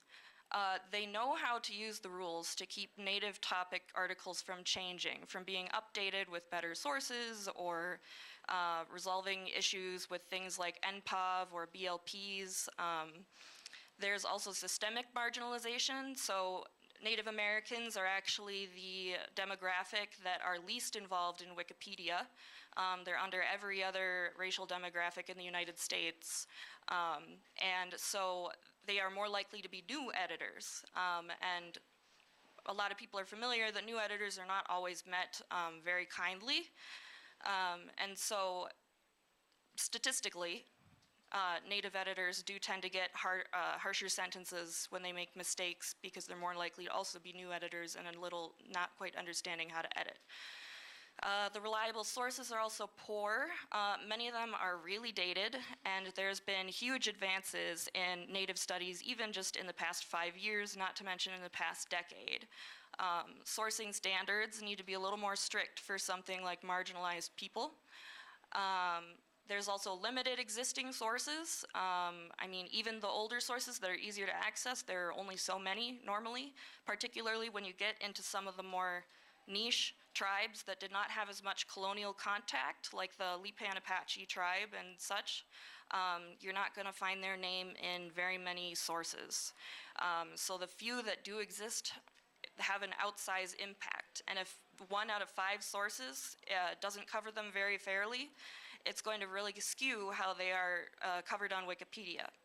There are also systemic inequalities when it comes to Native Americans joining Wikipedia to edit about themselves. Like, for example, Native Americans have the least access to high-speed internet in the United States. So they're the least likely to be able to use Wikipedia in the way that we usually expect. They are also one of the highest demographics that rely on phone data rather than other kinds of wired internet, because many of them live in really rural areas and they don't have wired things. I have friends who live on Navajo land, and they only got high-speed internet a year ago. And they're a very highly trained vet. So it's not just, you know, it's every demographic within Native communities that faces these things. And Wikipedia, as a spam blocking method, automatically blocks mobile data networks. So it's harder for them to get around to edit because the internet they are likely to be using is automatically blocked by, I don't know what you call it, on the level for all Wikipedia sites. And then there's everything else. I mean, if you're familiar with marginalized people, there's many other real world reasons that people might not have the time to dedicate to an unpaid hobby. I'm taking up too much time already. So what can we do about this? I'm so happy to see all you guys in this room. You make me really excited because I could talk about this to myself all day, but all that stuff I just listed, that needs more than one person. So there's a number of possible remedies we come up with. Some of them are more or less, you know, easier to start than others. So we need more editors in the topic in general, no matter their ethnicity. That can be increased by, you know, trying to train people in some of these things, talking about it at these events. We need more Native editors because the more Native people you have, the more likely they are to cover things that are relevant to them. We need enforcement of policies around new editors because Native editors are statistically more likely to be new editors. We need investigation into actions by biased administrators, which is unfortunately something that's come up a couple of times in ARBCOM. And then topic banning biased bad faith editors is another thing. And then Native, and this is one that we also came up with because not all Native people can necessarily be involved in Wikipedia directly. Is there a way that we can still get people who are interested to engage with Wikipedia? So some sort of Native-run Wikipedia advisory board or just interest circle.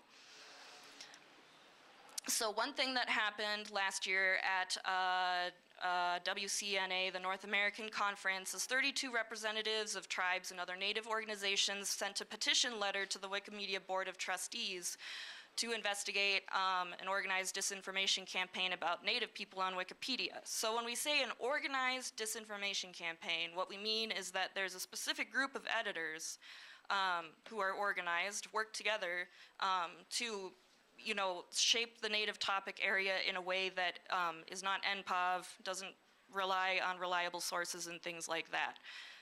This is the more non-Wikipedia way of saying it.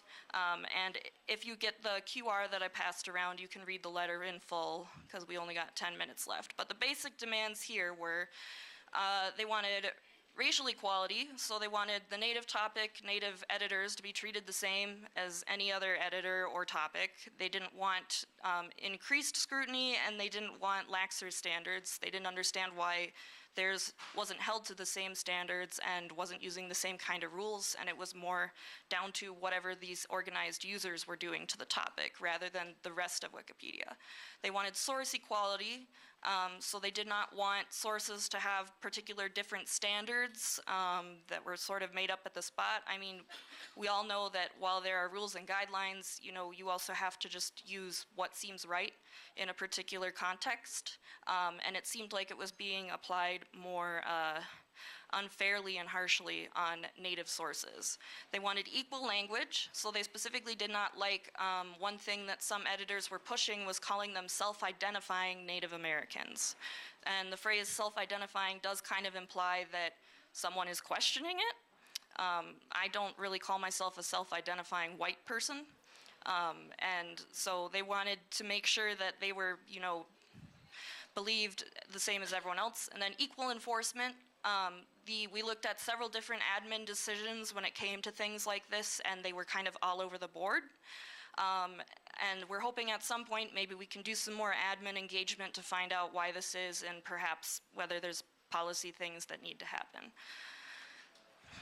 So I am working with a group of Native and non-Native Wikimedians, and scholars to do some policy work.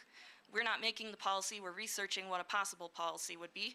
And these are the really quick learnings that I want you guys to take away from all that research we've been doing for the past few years. And yes, take out your pen and paper if you're taking notes. These are the important ones. So the study that we have in progress here is we hope to eventually build a base for Native participation in Wikipedia. So we want to find those roadblocks and either eliminate them or find a way around them. We're doing a study, which I said, and it's going to talk about how Native identity is written on Wikipedia.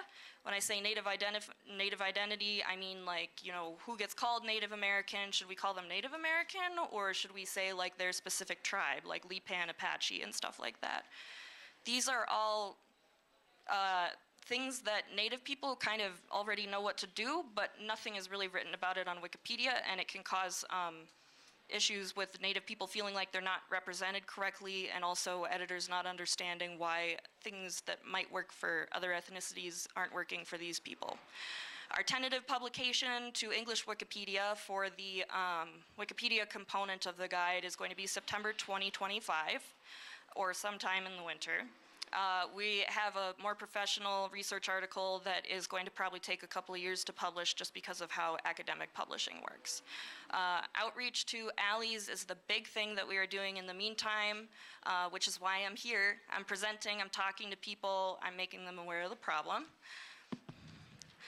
So I want you to think about your identity, because what we are researching is Native American identity. So what would you consider to be your identity, and what factors into that? Because Native American people, they tend to be under greater scrutiny when it comes to their identity, and it's not something that people who haven't been through that before even really think of.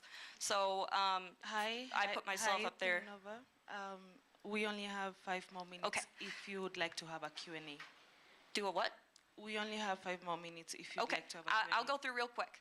So I just put, for example, up there my own identity, so my nationality and region. I'm American, but my heritage and my ethnicity, I'm Scandinavian, Nordic, German, and Ashkenazi.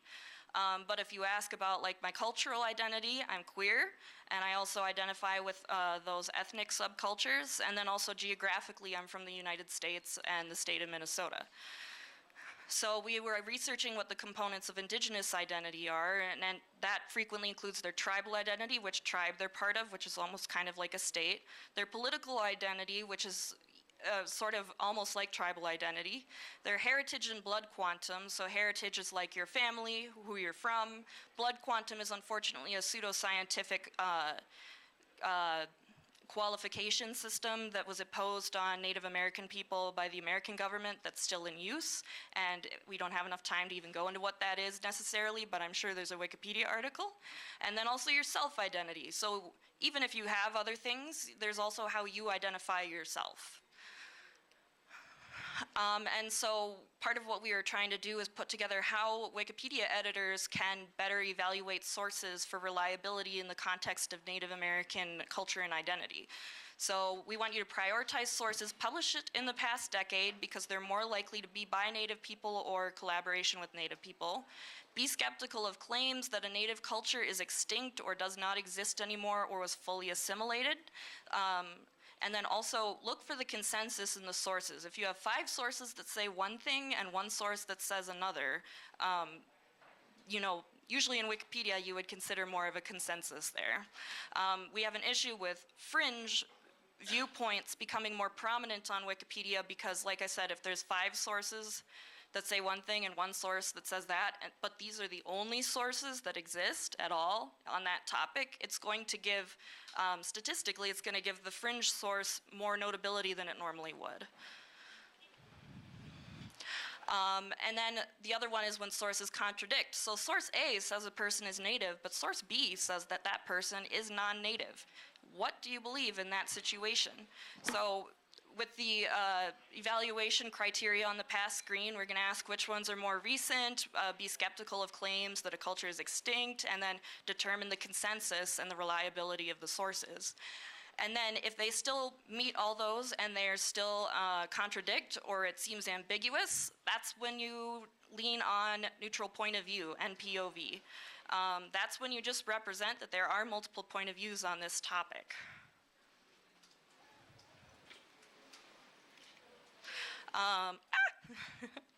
Neutral point of view. You guys probably are familiar, but I just put this up here. So what do all the sources agree on? Is there an equal amount of sources for each point of view? One, again, the 5 versus 1. Include the major points of view, so maybe there's 5 and 5 for 2 points of view. Don't make a decision if the sources don't agree with each other. Simply explain that there is more than one POV. And then also be at peace with ambiguity. Humans can't be neatly sorted into boxes.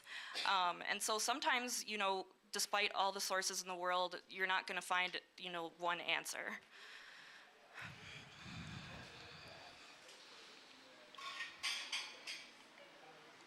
But yes, key takeaway, no hard rule that determines someone's identity.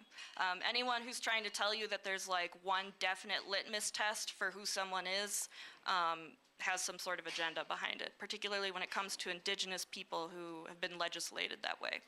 So then my questions, when I'm here, how are similar content gaps remedied, and how can that be applied to the Native American content gap? What barriers does the Native American content gap share with others? How can we partner with other people who have been successful and are working in similar areas? And then what's next for our project? So I can take questions as ideas, and then here's all my sources. If you take, there's a QR code that was passed around so you can see sources on MetaWiki. Thank you so much for coming. really great. You can also add your username on MetaWiki if you want more updates about this thing. We have 47 seconds if you really want to ask a question.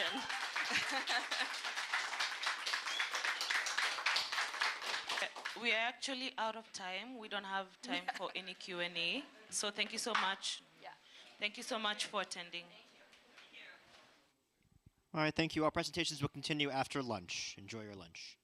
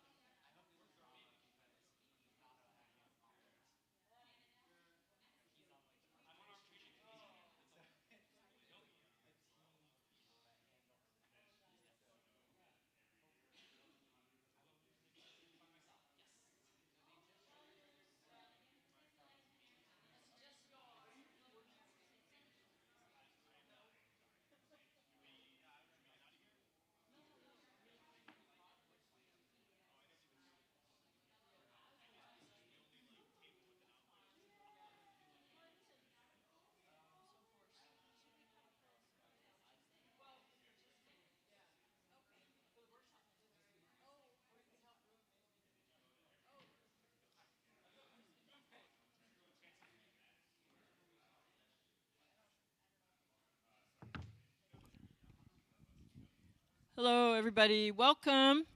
I know some of you are here because you're working on something, and that's fine. We have a workshop that we're going to start, so you'll hear me talking. But if you are here for the workshop, then please come up here because we know we're waiting for some people to come from the upstairs sessions. We may just have a small group. So let's try it. It is a workshop, so that means we won't be sitting talking, one-on-one. Oh, yeah, I have the clicker. Yeah, so come on up. We have at least this table filling up, and we've got a table started here. We can do 2 or 3 tables just to start with. I think we want at least more than one person at each table would be a good idea. So welcome. Thank you for coming. And I've got some handouts for you, but we can do that as we go. So clearly we have a small group here today. I'm Sally Lehrman. I'm from the Trust Project. We work with to elevate trustworthy news, accurate news out of all the hubbub online. Come on in if you're here for the workshop and help us fill some of these workshop tables. So I am going to just get started, and you will need to get started like a phone or a computer or something, your laptop, because I encourage you to look up these sites and see what you can see. Like, what do you notice? So come on up, please, if you're here for the workshop, because we are going to be working together. It's going to be a real workshop. Come on in. Come on in, folks. I'm going to try to keep to time. So we're going to be looking at these sites just for a minute, because we know that local news is super important. Especially if you're thinking about articles in Wikipedia. Yeah, people may be looking at national news organizations to get information, but is that really going to be the best source on something that happened in a local space? And so it's important to really understand our local sites. And please come on forward and join us.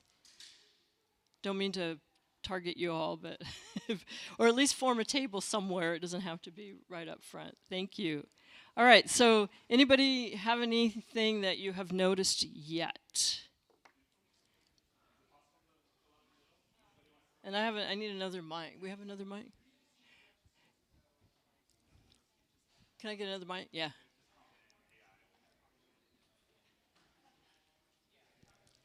Thank you. Okay. All right. Has anyone noticed anything about any of those sites that you might want to mention? Kind of here, I'm going to give you the mic. So, what's off? Which one was off and why? Oh, I looked at the first 2. I haven't gotten to the last 2, but they both looked like they had a lot of duplicate pictures. It seemed very repetitive, and perhaps also seemed like content that was, let's say, one-sided politically. One-sided politically? How'd you notice that? Just a vibe. Just the vibe. Okay, thank you. Anybody else? Anyone look at this? Oh, I have a volunteer. I'll let you run around. Okay. Anyone else? You notice anything about those sites?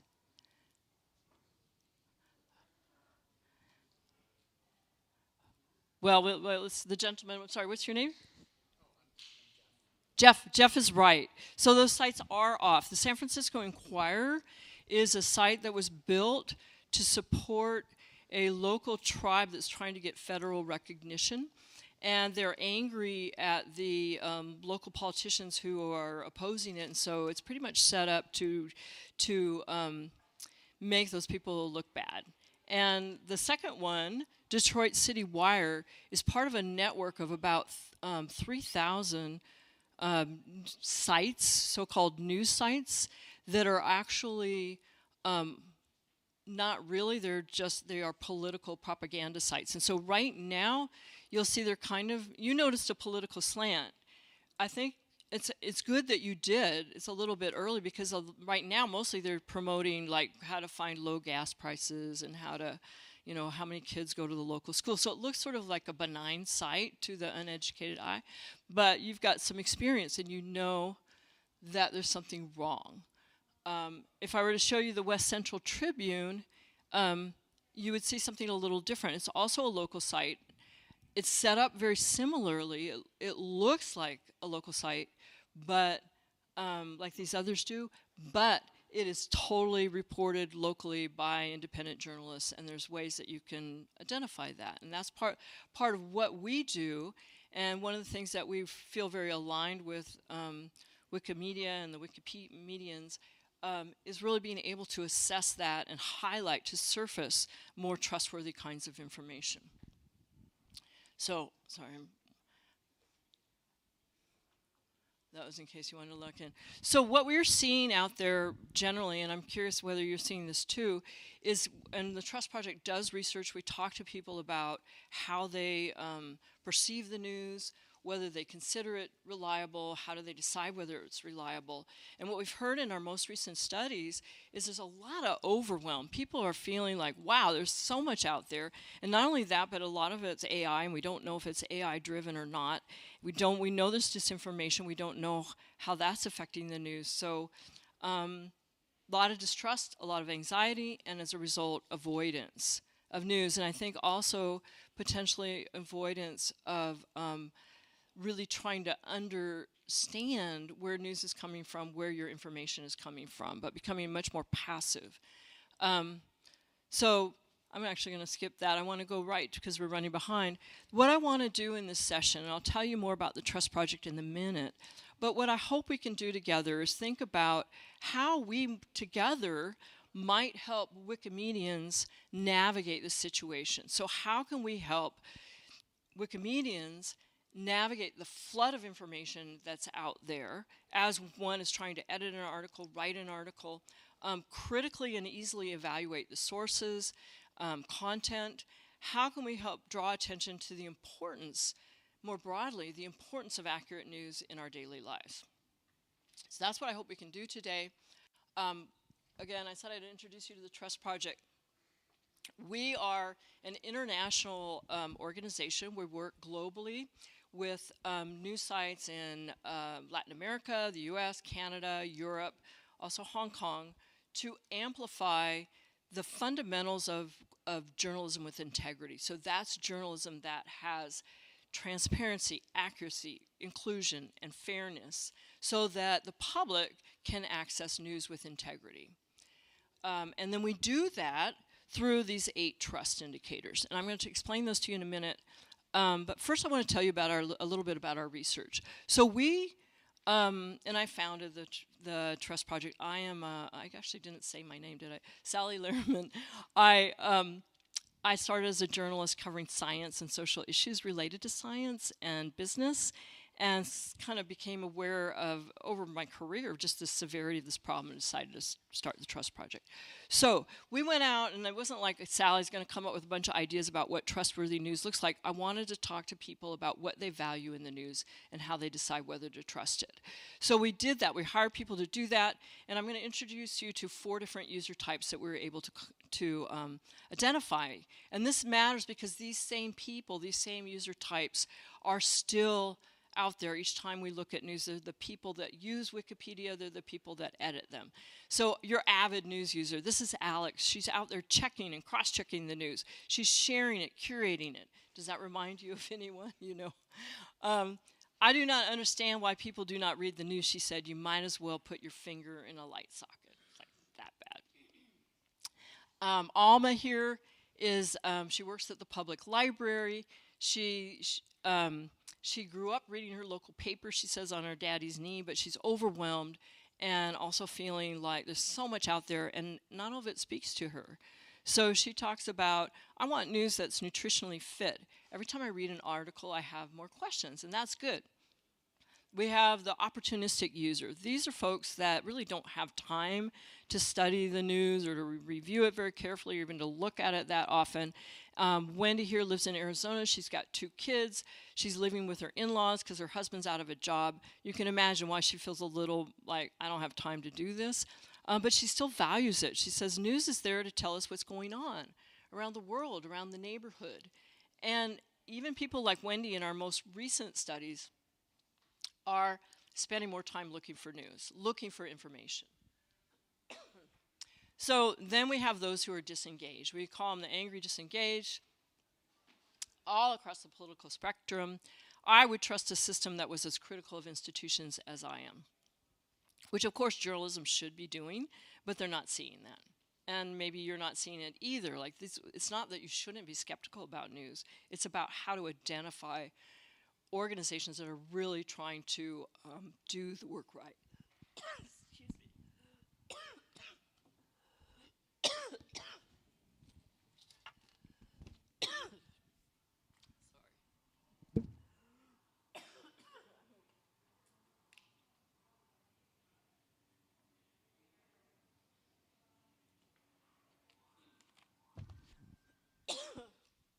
I apologize.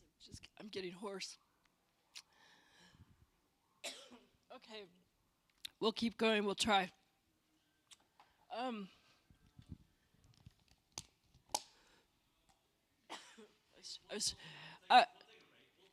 I was trying to take a drink out of my microphone.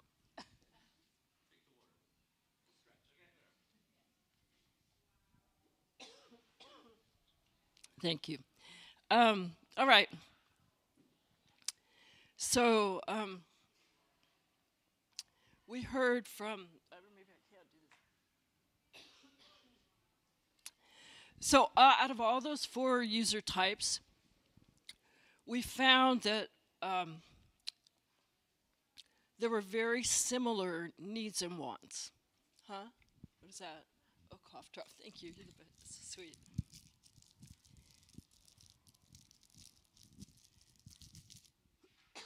It's funny. I've been fine all day. I'm afraid to take this because now I won't be able to talk either. All right. So the first thing they said was the agenda. Like, we know journalists aim to be impartial, but nobody is. So tell us what your agenda is. Diverse perspectives. So tell us not just what people at high levels of government or business are thinking. We want to hear from people like ourselves and different from ourselves. The journalist. Who is this journalist? When you think about trust, trust is a relationship. It's about engaging with people, about knowing where they're coming from, about relying on them to be consistent, about sharing ethics. So tell me more who this journalist is. What am I looking at? Is it news? Is it opinion? Is it some type of paid content? How do I know the difference? Does a journalist even know the difference? How do you know what you know? Is this news? Is this opinion? Where did this come from? Where did you do your research? Tell me more about that. I think journalists weren't really very used to being more disclosing about their sources, and this is a really key thing in Wikimedia. How do you locally source? So were you here? Do you know my community? Do you know me? Let me participate. So a much higher expectation of engagement. So this is what we're hearing. And out of that, we developed the 8 trust indicators. And I'm going to just hand them out to you, but there's 8 of them, and they all respond to those questions. So let me just take 1 minute here. And, that coffee made me have to do this. And actually, could you help me hand these out? So, so what you're going to be getting is the 8 trust indicators, and we're also going to give you 2 other things. And now I'm going to put you to work. And we'll take, if we just take one of each of these per table. They're different, so just take one of each of these per table. Oh, you already have them. Hand those 2. Thank you. I have more stuff for you all. Okay, and then I've got copies of the user types. And now I've recovered. Thank you all for your patience. There you go. You want to help me? Yeah, 1 set per table. Yeah, actually, you can take a couple if you want. There's plenty. All right. So with that, first of all, any questions about that introduction? I know, well, my coughing fit there might have caused a little distraction. Oh, and what I was going to say is this is all the locations where we are. So the Trust Project is around the world, just like Wikimedia, not as far around the world as you are. And this is what it looks like on new sites. So you can see, I don't have a pointer, or maybe I do on here, but You can see it notes that they're part of the trust project. That means they've gone through the whole process of implementing these trust indicators on their pages and worked with us to do it. You can see that they note what kind of story it is, that it's news, and what that means even. So all of our news sites explain like what news is. And then you can see information about Tracy Ross right there on the story. And you could see it, you can link out from that to more information about her. And then the other part, which you might really like, is for like investigative stories or for stories that are more controversial. Then a site will give methods, like this is how we reported the story, and they will also put references at the end. So that this story was about HOAs and problems with ownership. So they give all that information right there. And here I go.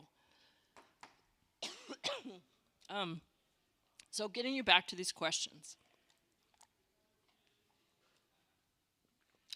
I mean, these are my questions. How might we help Wikipedians critically and easily evaluate sources and content, you know, more than to add to what you already have? How might we draw attention to the importance of accurate news in our daily lives and improve citation transparency? So you can see I'm going from like the very focus, what's happening on Wikipedia, but more broadly, because if you're like me, you're seeing that people are really feeling kind of lost and upset and confused about all this information that's out there. And I feel like Wikipedia is a key space for people to get inspired and enlivened with accurate information. So how can we do more of that?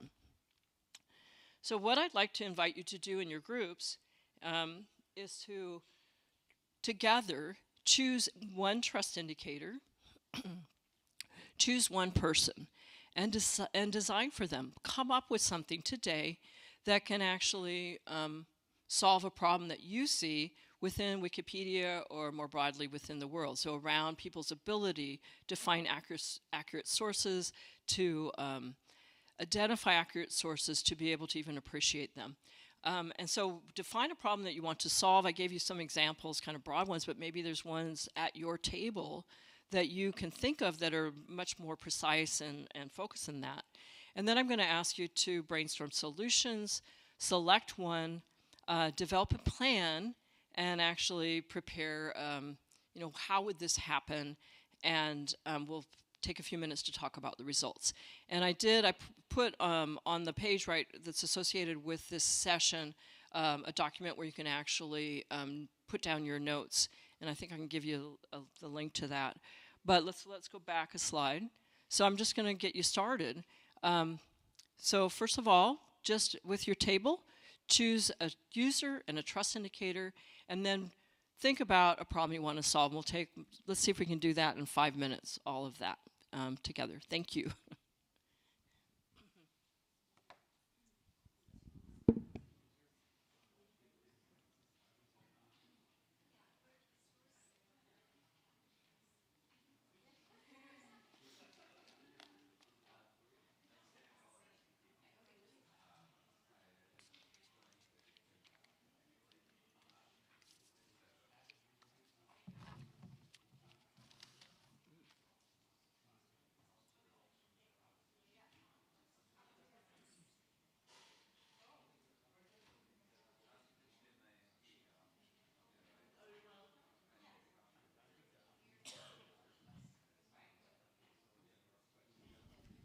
All right, we're going to show the users so you can see them more easily. In a minute. I think we are. Oh. There you go.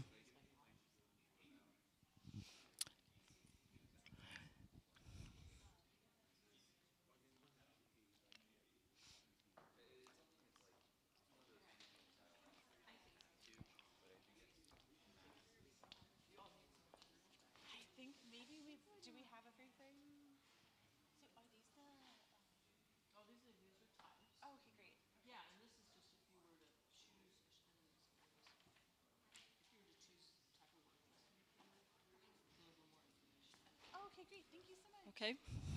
a little more information. The folded handout, those have 2 trust indicators in a little more detail, best practices and type of work.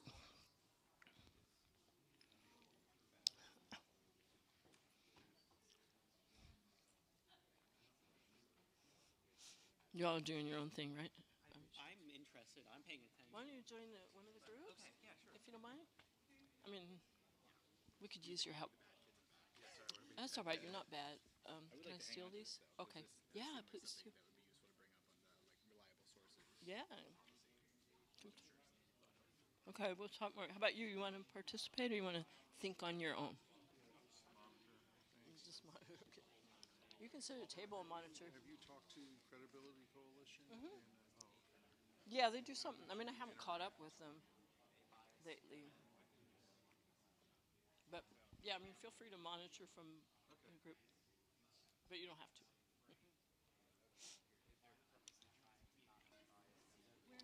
We've picked we're picking our thing. Opportunistic, yeah. But we're a little confused about what we're choosing a problem that then relates somehow to information on Wikimedia.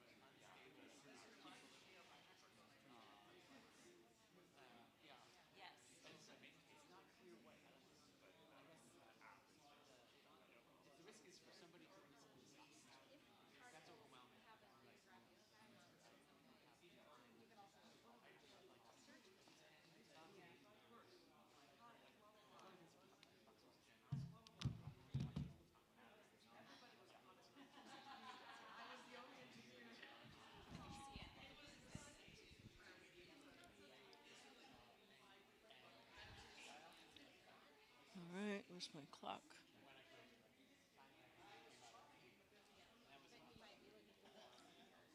How are you all doing? Do you have your idea done? Is your idea? Okay. Are you going to make your way to an idea? We've got about, I think the other groups are close, so maybe would 5 minutes be enough to finish? We have one thing we talked about is like when there's an article that's big, you can have a page discussion about like, well, they do have the ability to tag inclusions of articles. Yeah. This is like rapidly changing those two events. And like that is something that's way identifying situations where reporting is still in flux. Oh, yes, yes. And so, but that's actually a type of work, yeah. But that's something that like it's not clear what the advice is. Like maybe it's something that like you should go back to your life for a week and let it like gestate for a while, or is it something that like because you're basically if you are aware that like the reporting is not landed yet, and like it's not clear what you should do as a person. Like Yeah. if like in most cases the best thing you can do is not like. Yeah, right. I mean, sometimes. But this is like the engage. Well, but this is what the engage like the current Fox News is like obsess about the immigrant or whatever the latest crisis is we're pushing, and that is itself kind of like so that's a media literacy question. I don't know like I'm not sure what the right answer is in that situation. Well, we have a type of work. Actually, I was going to show it to you, but I can't because it's behind a paywall.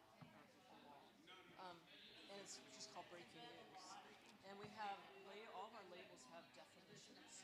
So it would explain, and I think besides like what do I do, the other question is what do I create? And so so the breaking news, and it's mostly used for broadcast, is like we haven't had time to fact check this yet.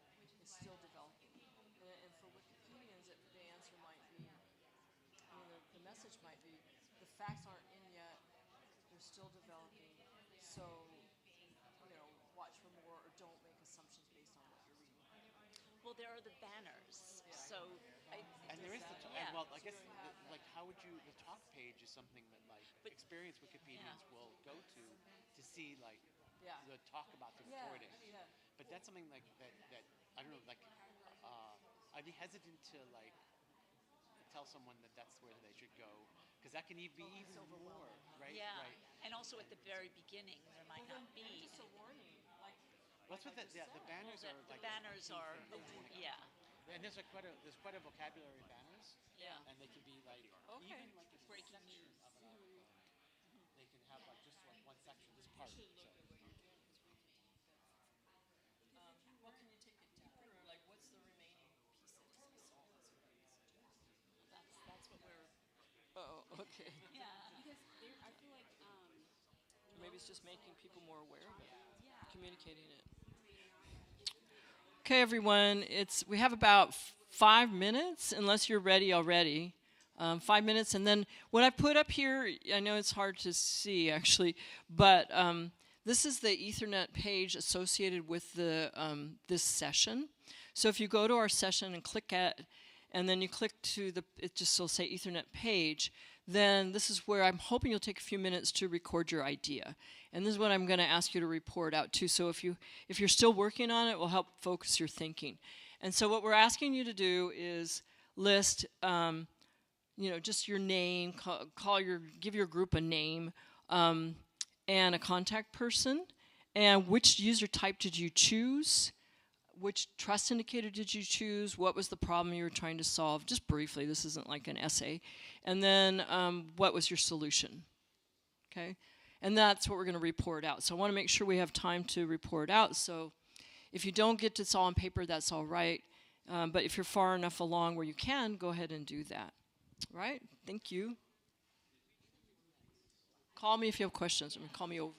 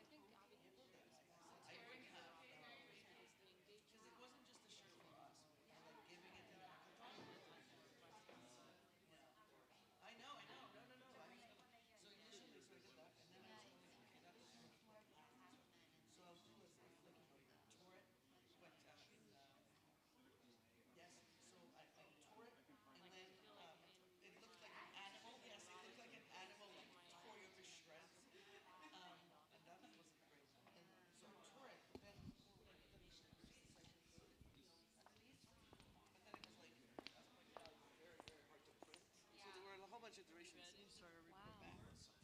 think so. Okay, I think we'll start. All right, everybody.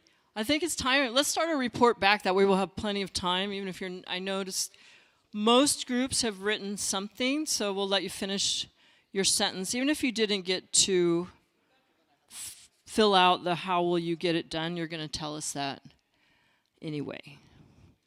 All right, so I think there's someone still typing, right?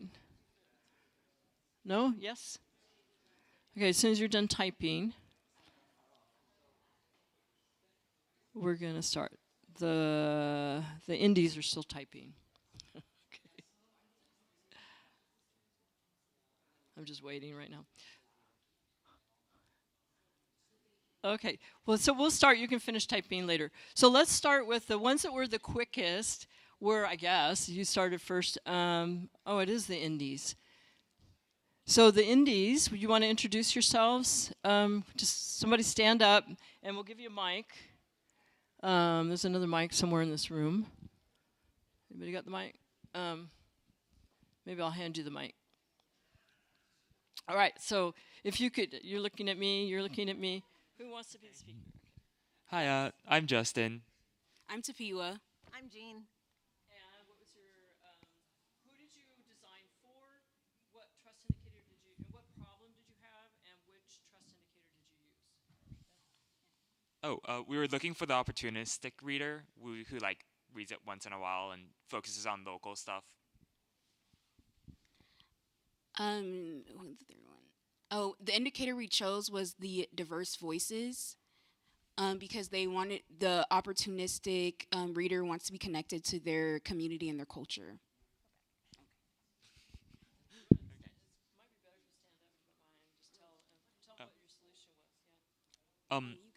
I think it's better if we have people explore more through their own location and somehow implementing that. So that could be through either targeting people through their location, which has been done on the Wikipedia apps, which could also be done through categories, which I think is pretty underutilized right now. Or it could be just by the tags, like location tags of different articles that were sometimes added.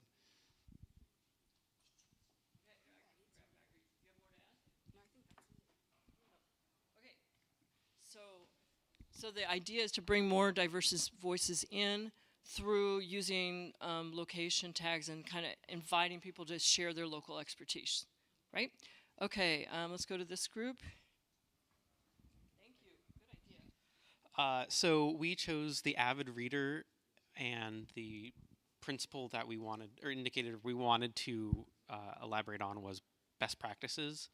And one of the questions we had was what makes an article reliable in the eyes of a viewer, and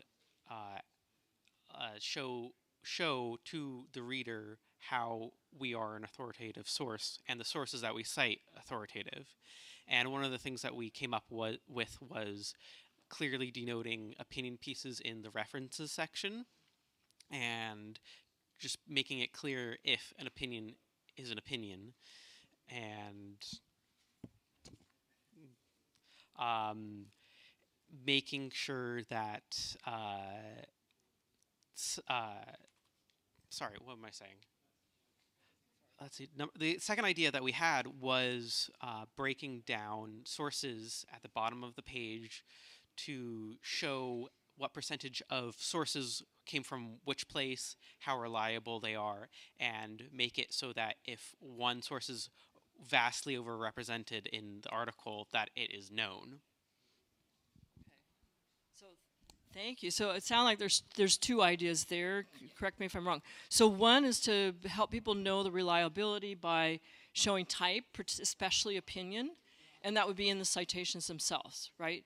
And then the other one was to show, like, if there's a preponderance of everybody, this piece is citing all Chevron news for an article about oil, then maybe I should be careful. Okay, thank you.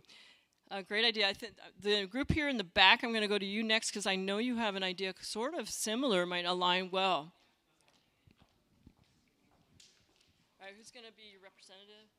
And do you mind standing up so everybody can hear you? pay attention. All right, here she is. Say hi. Hi.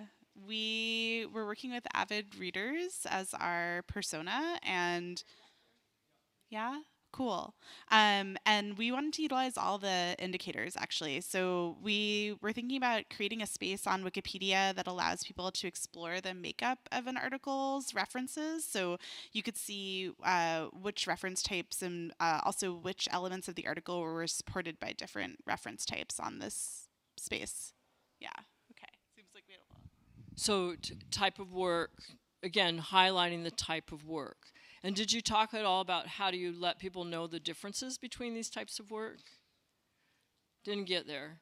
Well, that's one add-on I would offer, probably to both, is like we all, and journalists say this all the time, like we know the difference between opinion and news and whatever, but when you talk to people who aren't so immersed in information, they don't. And that came out of some of our research. They said, we can't tell the difference between opinion and news, and we don't, I've mentioned this, and we don't even think journalists do. So we want to, I just encourage definitions, and I think it would be helpful to share those between what you do and what we do. So thank you, all really interesting ideas. So we have, they're going to bring us in. So yes, I think those are great ideas, and I wonder like tagging, because you had mentioned tagging, so I wonder even if there's like an AI method to determine what those types of sources are and tag them. And then, you know, we also worked with sources. Our user was the opportunistic reader, and references was what we chose as our indicator. And so what we were thinking of was, I just have to read it because sorry about that.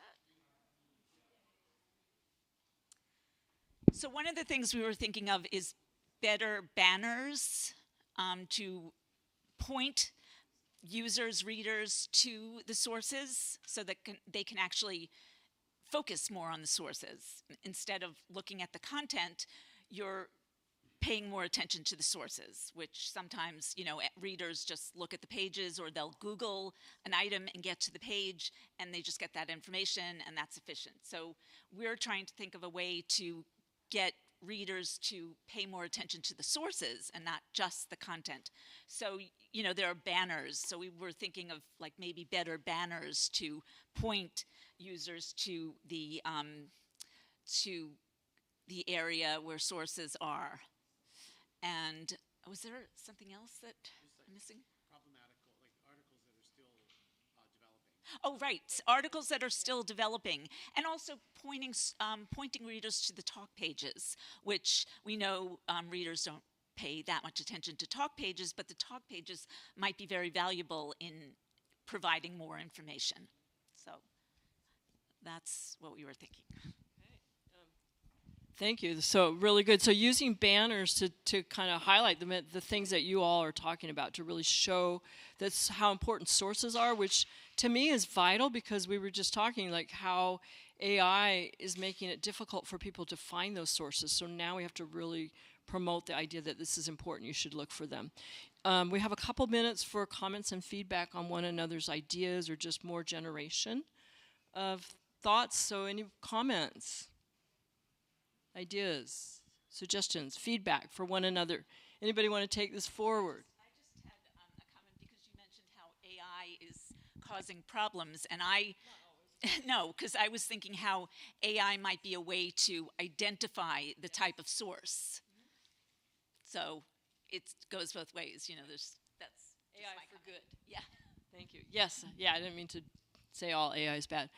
So, any other feedback on these ideas? Well, so I hope that you put your name, I noticed that's one thing everyone skipped over, so put like a person who could be a contact in case somebody wants to take these forward, or maybe you want to take them forward or you want to take someone else's idea forward. So please do that, finish that up, and then just let me thank you. I appreciate you taking the time to really sit down and think carefully about these questions, to put up with my coughing fit, and we made it through, so thank you for that. And I just think you have some, you know, I heard some really exciting things today So I encourage you to find ways to take them forward. And if you want to take it forward with the Trust Project, then I'm here, happy to talk with you. Thanks again.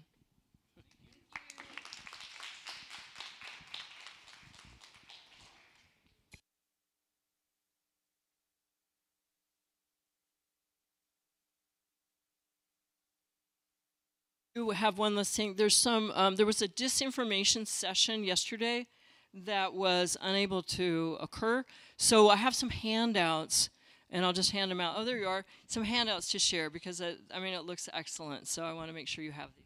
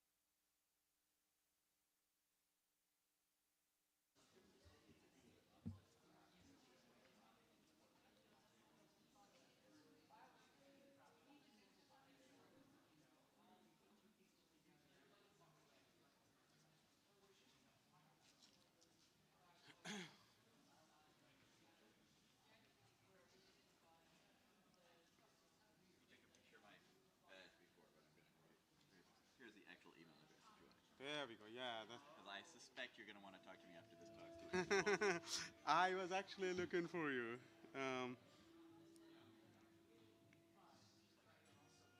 There we go. Okay.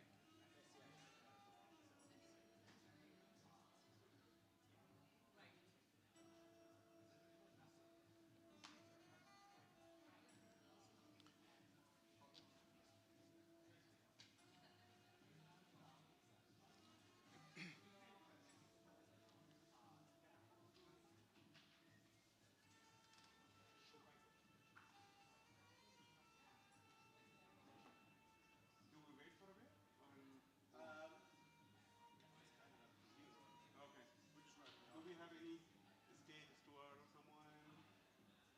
No, I think it's just you to hop on whenever you're ready. All right. All right.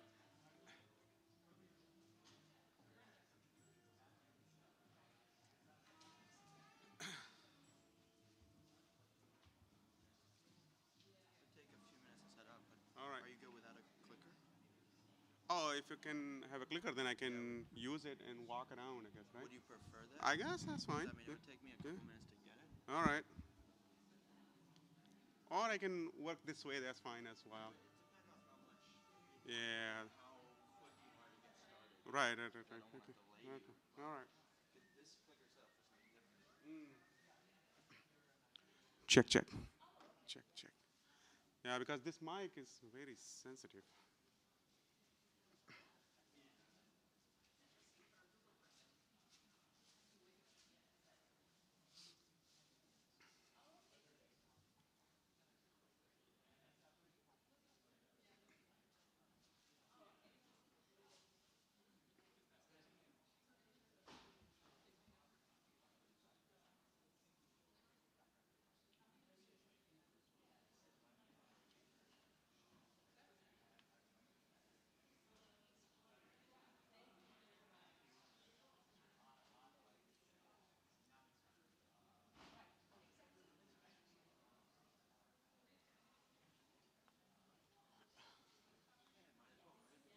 Thank you.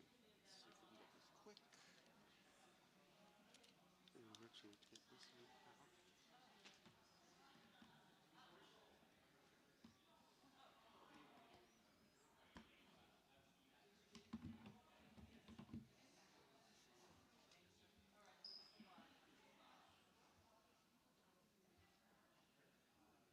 Pressed. Identifying your keyboard. Press the key immediately. Your keyboard. I think you can just. Okay. I think maybe just press X. Let's just see. What is this? Your keyboard cannot be I mean, identified. it's not a keyboard, so I think. Oh wait, sorry. To the right of the shift key. That's Z. Shift key is to the right of it. So that's this, which I pressed. Wait a second. We can. Maybe there are two shift keys, so it's asking to press the right shift key. I'm saying to the right of it. To the right of the shift key on the left side of the keyboard. That would be.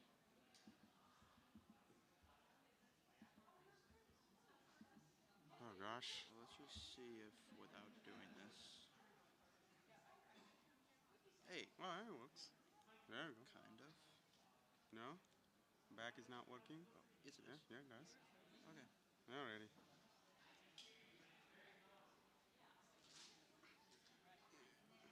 We'll have fun. Yeah. And then I need to take this one out? Like the mic thing? Yeah, you can. Or do we have an attachment that I can... Whatever you would prefer. Do we have one? Yes. Would you prefer? Yeah, that will be... Over the ear? No, that's fine. I can perhaps just hold this. Okay, checked. All right. Alrighty. Let's see. 10. And this session goes until...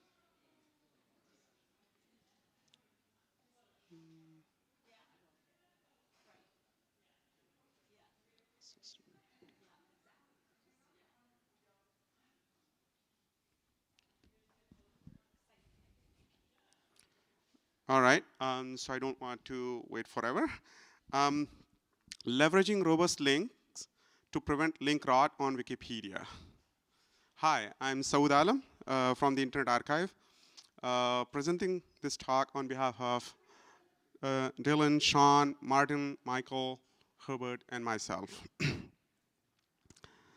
So link rot and content drift have always been a part of the web. However, within .gov, it is now an epidemic.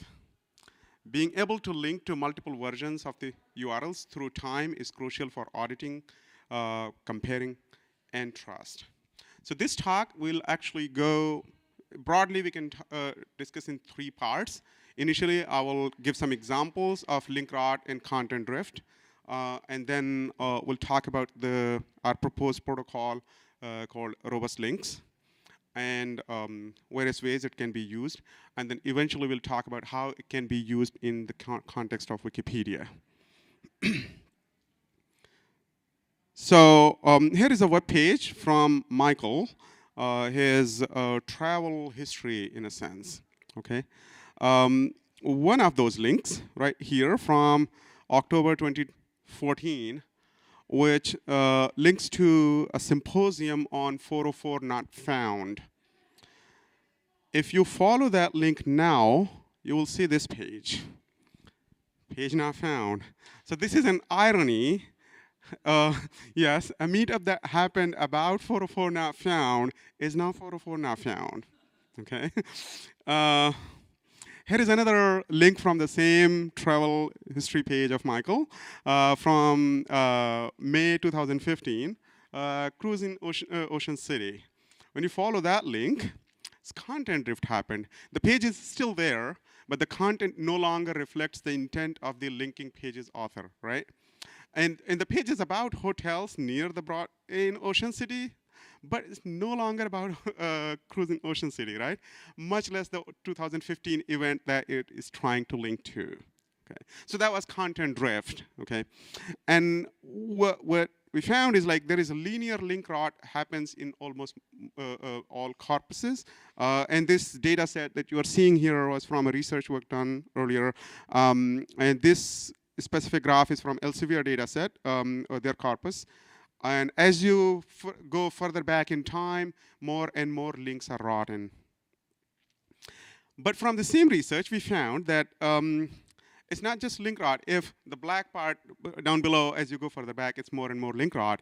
But the remaining portion that you think like, okay, that sounds good, actually that's content drift most of the time. So these different shades, basically they talk about how much of the content is drifted. If it is exactly similar still, then that's the top kind of the whitish portion. The grayer these shades become is like the less and less similarity there is from the intended content to what is there now.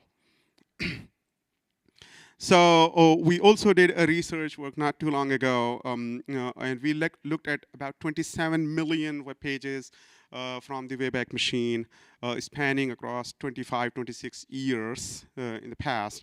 And what we found is like 7.4 million of those URLs from our sample were dead.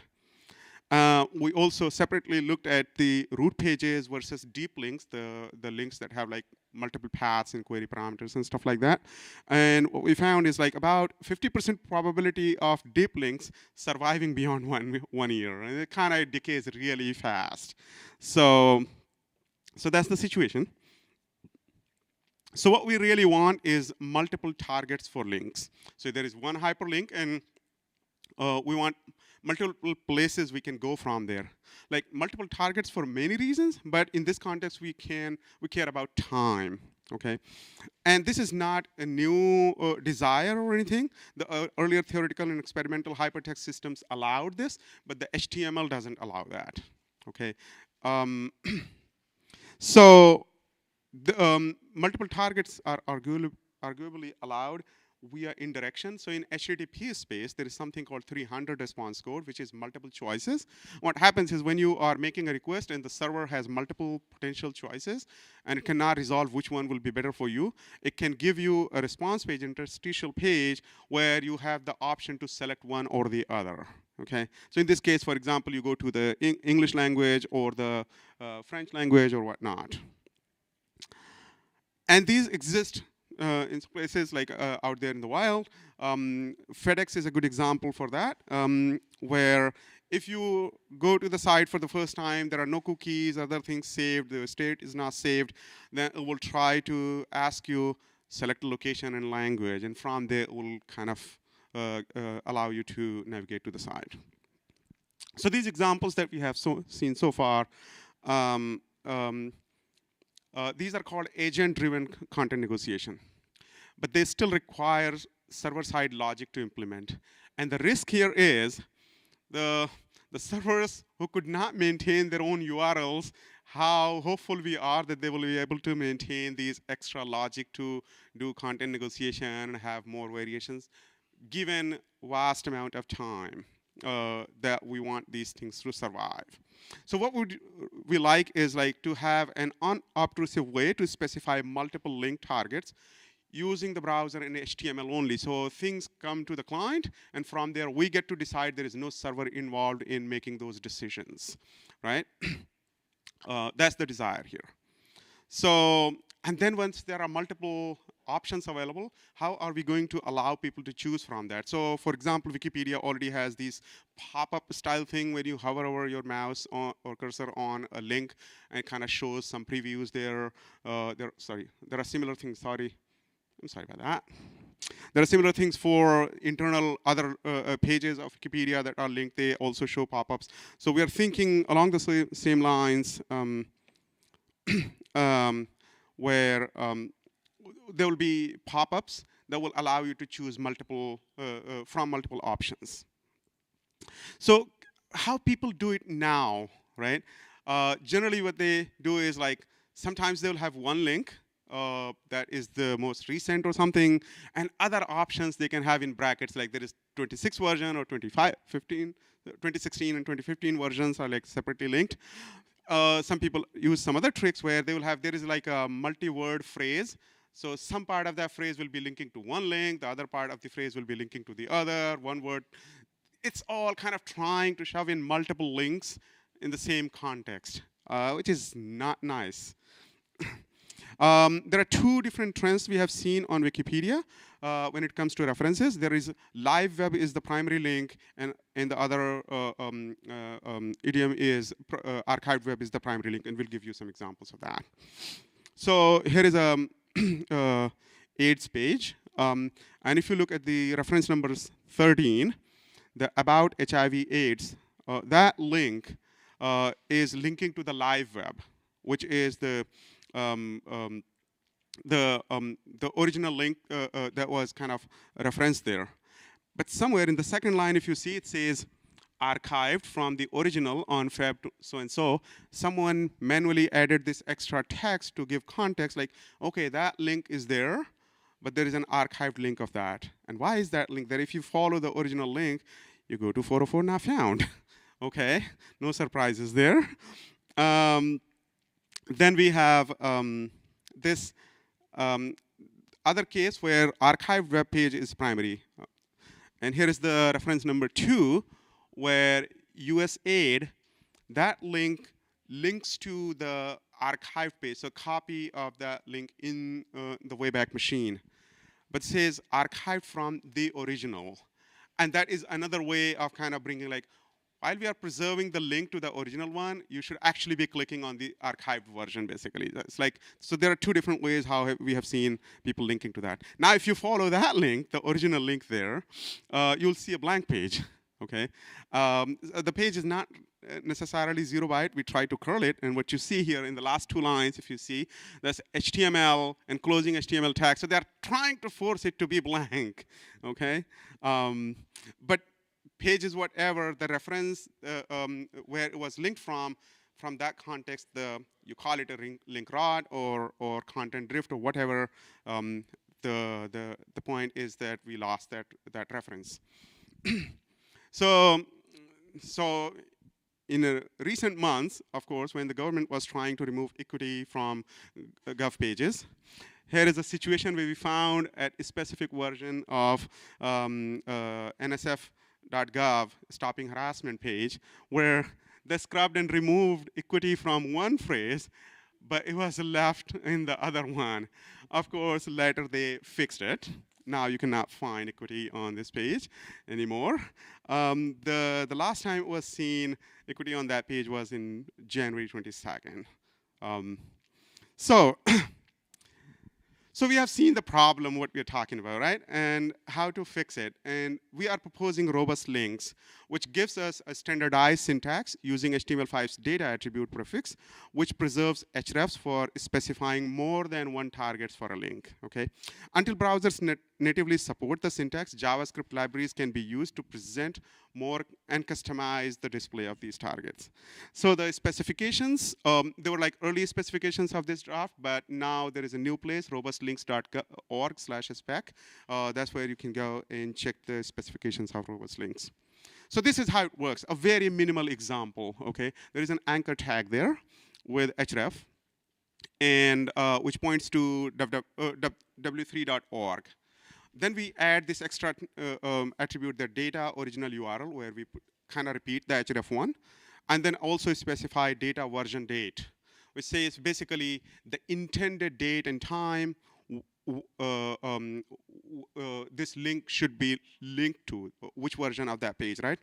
Now, the data original URL is kind of a repeat of href, but there are situations why you want to have both. So whatever is in the href, that's the one when someone clicks on that link, that's where they will go. Anything else beyond that will be discovered via some JavaScript right now, okay?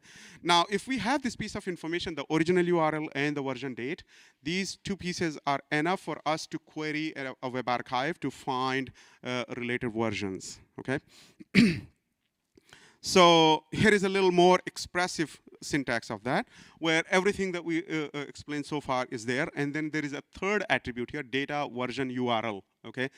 What it allows you to do is like, you specified, okay, this was the original URL, this is the date and time when we intended it to link to, but here are some chosen or preferred archived copies that we already know about. So you can advertise one or more, such links there.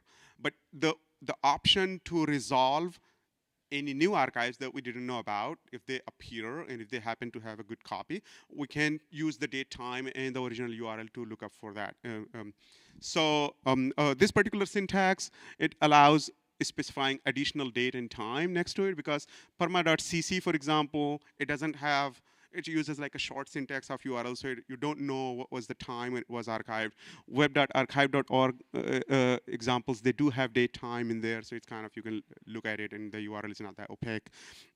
But so this idea of this syntax is kind of inspired from in HTML, they have for IMG tags, they have something called src set, where they specify multiple images for different screen resolutions, for example. So this is kind of similar idea or inspiration from there. Now, so far we have been seeing the href and the data original URL were being the same. In this case, we have different. So whitehouse.gov, if you were trying to link it to January 2017 version or something, the state of whitehouse.gov was different at that time, and that version now lives at obamawhitehouse.archives.gov. Okay, whenever the presidential term changes, the state of whitehouse.gov, that website is moved to a subdomain at archives.gov site. That's a known thing. So in this case, we can update the href so that when people are clicking on that link, they go to the obamawhitehouse.archives.gov. But if you want to perform a lookup in an archive, you need to have the original link that was there back in time, so that you can look for that, not the new address. So here is another situation where you reconstruct live web at a new URL. So for example, there was a website used to be on davy.rug.ac.be, and someone basically moved all that content to a new address, young farmers claim future thing. Now, this situation and the situation in the previous slide are the same, except in the previous case, both addresses were still active, even though they are talking about different things. In this case, the data original URL doesn't exist anymore. but the author of the page knew about it, like this is where this content used to be in the past. So by specifying this information here, they allow us to perform lookup in web archives. And then there are situations like format migration. So there was a screen recording of something in the past. It used to be in .exe format. If it is migrated to, say, MP4 or something like that, your href should be pointing to the new version, but you continue to have the original URL recorded so that lookup in archives is possible. Situations where you put the href value to an archived URL. So far, we were putting the original URL there, right?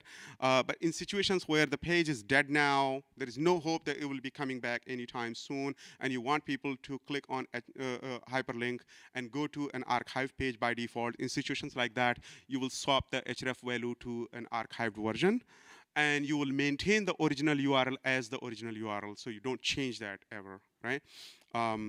That's another use case. So here is another example from Wikipedia, for example. So you have a specific version ID of this page in href. So you point to people to a specific version with the old ID parameter in the URL. But for web archiving lookup and all, you still want to maintain the original URL without those extra query parameters, right? And here is another peculiar example where it is an archive of an archive, right, or copy of a copy. So you had an original page that was archived in the Wayback Machine.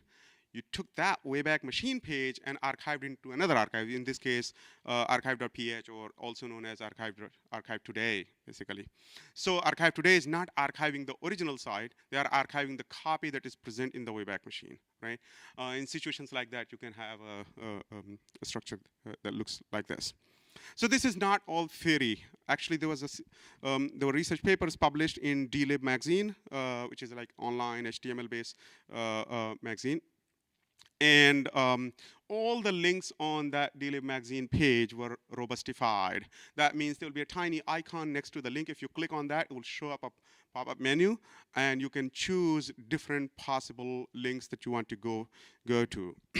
That was based on the old version of the specification, but it is still alive. There are all kinds of links. The UI of the pop-up is not necessarily the nicest, but that is a design that people can improve on it. And also decorating those links with extra data URLs is not going to change the page's behavior otherwise, unless you do something about it. So in this case, we have this website, eotarchive.org, where we store data and other materials for end of term archiving, which is like a government, federal government websites are being archived and they're published there.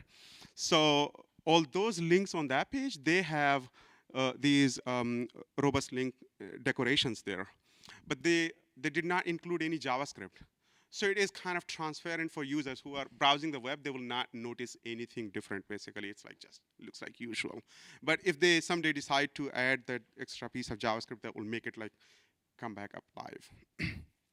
So, so far we talked about the problem, we talked about the proposed solution that we have, how to bring it to MediaWiki, right? So we have been running IABot from the Internet Archive, and we have fixed 25 million broken links on Wikipedia, right? And this is a screenshot from our dashboard is not too long ago. It was like last week or something. But there are situations where IABot does not fix links, although there are potential broken links there. If it is a transit error, if it is a paywall or login wall, soft 404s that it cannot figure out, blocked access where the bot tries to figure out, is it the page link broken? If it cannot figure it out, then it just gives up on that. It does not make assumption that it will be broken. And if there are markups are complex, and combined ballpark figure, it's about constitute about quarter of the external links that will fall in one of these categories. That means such a big bulk of URLs on Wikipedia that will and may go, be broken eventually. IABot is not going to fix them. So consider a simple link on a Wikipedia page, okay? This statement says the White House featured President Obama at SXSW on its homepage on March 12, 2016. And this whitehouse.gov is linked there. When you try to follow that link, this is what you will see now, right? Doesn't support that statement. I doubt that, right? So, okay, an editor changes the link to corrected homepage of the White House from President Obama's term, and they make it to obamawhitehouse.archives.gov, okay?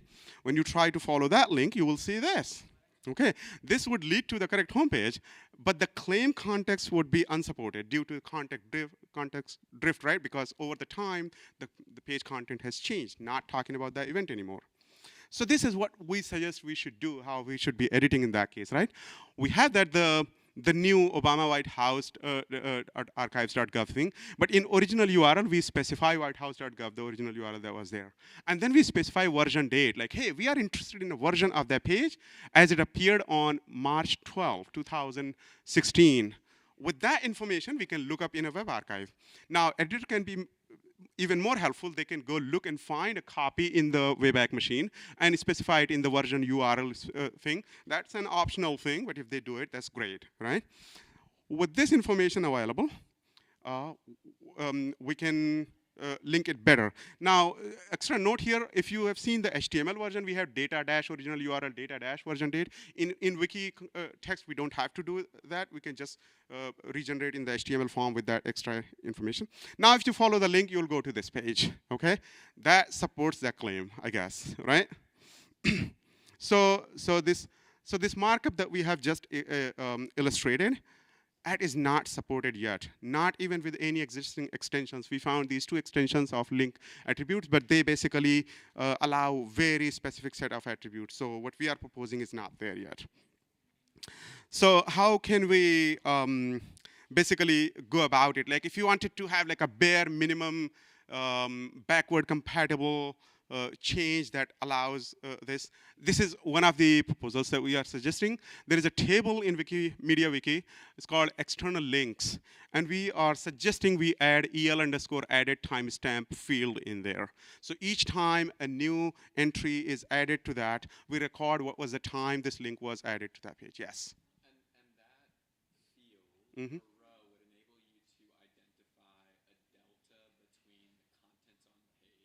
no, what it will do is it will allow us, oh, this particular link on this particular Wikipedia page was added for the first time on so-and-so date, okay? Once we know that, then each time we are rendering that page and we encounter that link, next to that, we have data, version, date, bringing this information from here. Okay, so now you know the original link. Now you know the time when it was added. With these 2 pieces of information put together, you can perform a lookup in an archive and get a copy that is more closely reflecting the state of. Yes. Right. It's not the time stamp of the edit of the page. It's when that link was added, because that's the key here, right? Now, how we'll go about populating this? So we are suggesting is like populate the field for the newly added links as you go forward, and then you can work backward the existing records retrospectively by scanning the versions. Like you go revisions basically one by one. Whenever a new link was added on a page in a revision, you just go and modify the time based on that. And a full robust link support would require extending the markup as well. So will this retire IABot? No. Okay, IABot can do its job more effectively. Managing data version URL and href attributes will continue to be a job for bots and humans, like which one should be primary, which one should be, secondary, and so on. And reference analytics tools like Reference Explorer, something that we have built a while ago, would benefit from these machine-readable relations among these original URL and their archived version. What we are trying to say here, even if you're trying to analyze like references on a web page, what you find is like, okay, so we got 20 links on a page, and some of those links are coming from Wayback Machine. Which ones are pair of an original link, because both versions are there? How would you want to see like how many of those are archived and not archived? If we go with this mechanism, we don't have to fiddle with the text understanding. The system will itself allow, oh, I'm the archived version of this original URL. So, in a nutshell, robust links is a simple and descriptive syntax for temporally aware linking, where you add a few extra attributes in your anchor tag add a little bit of JavaScript, and you allow people to access multiple versions or targets for any given link. And the specification drafts are again available at robustlinks.org/spec, and feedback is welcome. So with that, I will take any questions. Yes. Yeah. All right, go for it.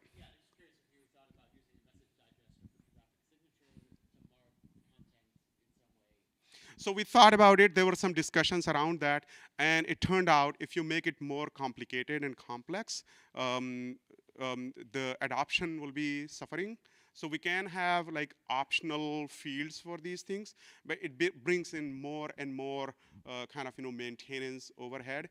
The basic job of we want this page to be linked to a version given by this. We do allow precision of the date up to like second level basically. So if you say, and we can go from there. There are many other dimensions like geolocation, how this link look like if you access it from certain parts of the world. It's not like the same thing everywhere, right? A weather page, for example, every different location will show something else at any given time. So we're not going into that direction, but again, these are like open questions we can think about. The basic problem here we are trying to solve is okay, the time-aware linking, basically. Now, one thing that I did not mention was when we are talking about the schema change of the database, if there are editors who are kind of updating the markup by hand when the markup allows for these things, if they have a specific date and time encoded in their markup, that should basically take precedence. If there is the date time is not present in the markup itself, then it will fall back to the end, the record in the database of link when the link was added. So I wanted to add that. Yes, you had a question.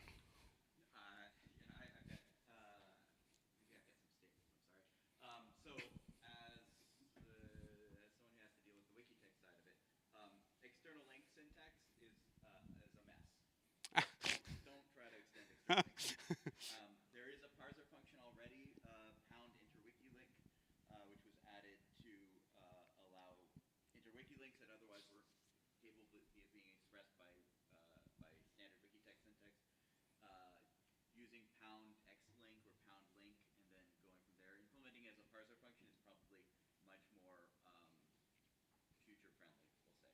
I think there are two pieces to your proposal. One is just providing syntax to allow these attributes to be generated. Mm-hmm. I think a parser function is a reasonable way of doing that, probably not too hard. Then you could extend like the citation template to use that automatically, and I think that's pretty good. The other way is automatically updating adding the timestamp? Yeah, based on the revision. I think that is probably more problematic, if nothing else, because of the archive, the old content issue, but also because of vandalism, right? If I delete the link by vandalism and then revert the link, now the link had just appeared, but it wasn't really just added now. There are issues there that I think. Well, but that is something that some editor can go and fix and change the date to a past version of the date if they knew about it, right? Just by looking at the revision, right? Yeah. Like Wikibot, which is going through, it can query the revision history and add that manually to the markup. Might be a better, at least short-term solution. Right. So I was thinking like with these changes, what it will do is like it will bring this capability to the masses of and again, as the problems that you are describing, those are genuine problems. And I think those will be in minority, and we can fix one at a time. I think we'll find solutions for that. I mean, I think if you just have the parser function, you can hook it up to the existing citation template. Right. And we already have a lot of that, the archive information in Wikipedia that we're just generating. Mm-hmm. The last thing I'd say is Wikipedia itself is a great example of content drift. Yeah. Yeah, I know. So, I wouldn't limit it to external links. I would say when we link to pages within our own projects. Oh boy. Also, be aware that those pages are highly critical. So I think in those cases, I think there should be some deliberate choices need to be made if an internal link is pointing to the latest version of something, or it's pointing to a specific version. And if that is the case, editors should already be specifying like an old ID or something there, right? Yeah, but if they are, perhaps we should be generating those Sure. Yeah. For the HTML rendition, yes, that will be, the logic can be changed to render it in a way that the original URL and the href, they both kind of are there, and we allow those kind of things. Yeah, it's a very interesting idea. Mm-hmm. Mm. Oh, these are really, really good thoughts. Right. Yes. That is a question that we talked about. There are certain things, and if you look at the data version URL thing, we decided not to allow repeats in there. Instead, we specified like a space separated values in there, so you have like a single. Yes, we allow multiple entries in there, so you can have like 20 different archived versions in there if you want to. Yeah, sure, yes.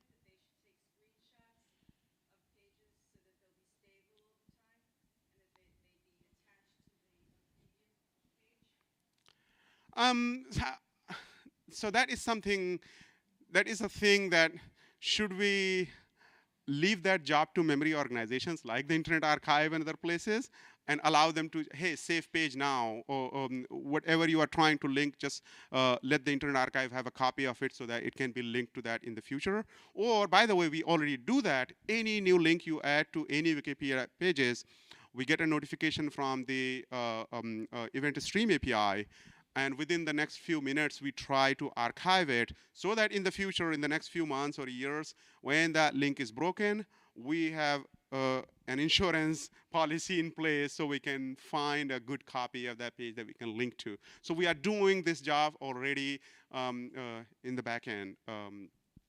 But should we take a screenshot or preserve it somewhere else within the Wikipedia or not? I will leave that for Wikipedians to decide if they rely on screenshots more. Yes. Oh yeah, sure. Thank you so much. I'm still around. Talk to me, and if you have any questions, any suggestions, how we can move forward, I'll be happy to talk about that. Thank you.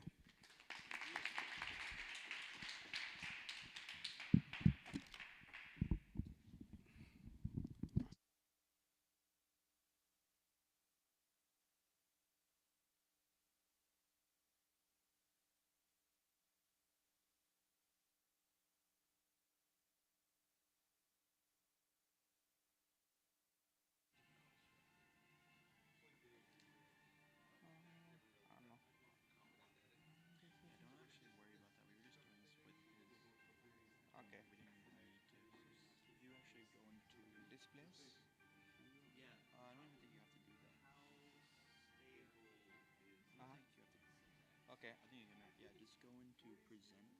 Oh, okay. You can press the bottom.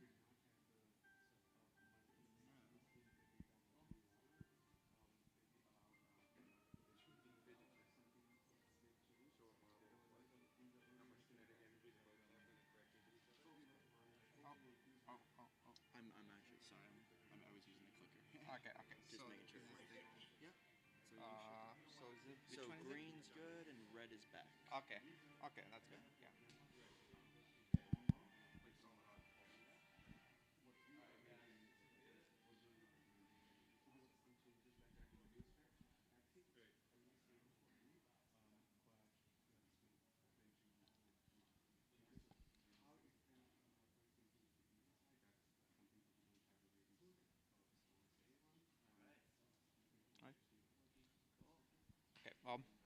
Hello. Right. Hi everyone. I'm Revant. Um, I'm going to be talking about some work from my PhD on automatic Wikipedia updating with LLM agents. Yeah. Thanks so much for coming to the talk. So, yeah. So the current Wikipedia updating process is pretty manual, and it can get time consuming. And we see there's a huge latency between when the event actually happens and when it actually propagates into Wikipedia.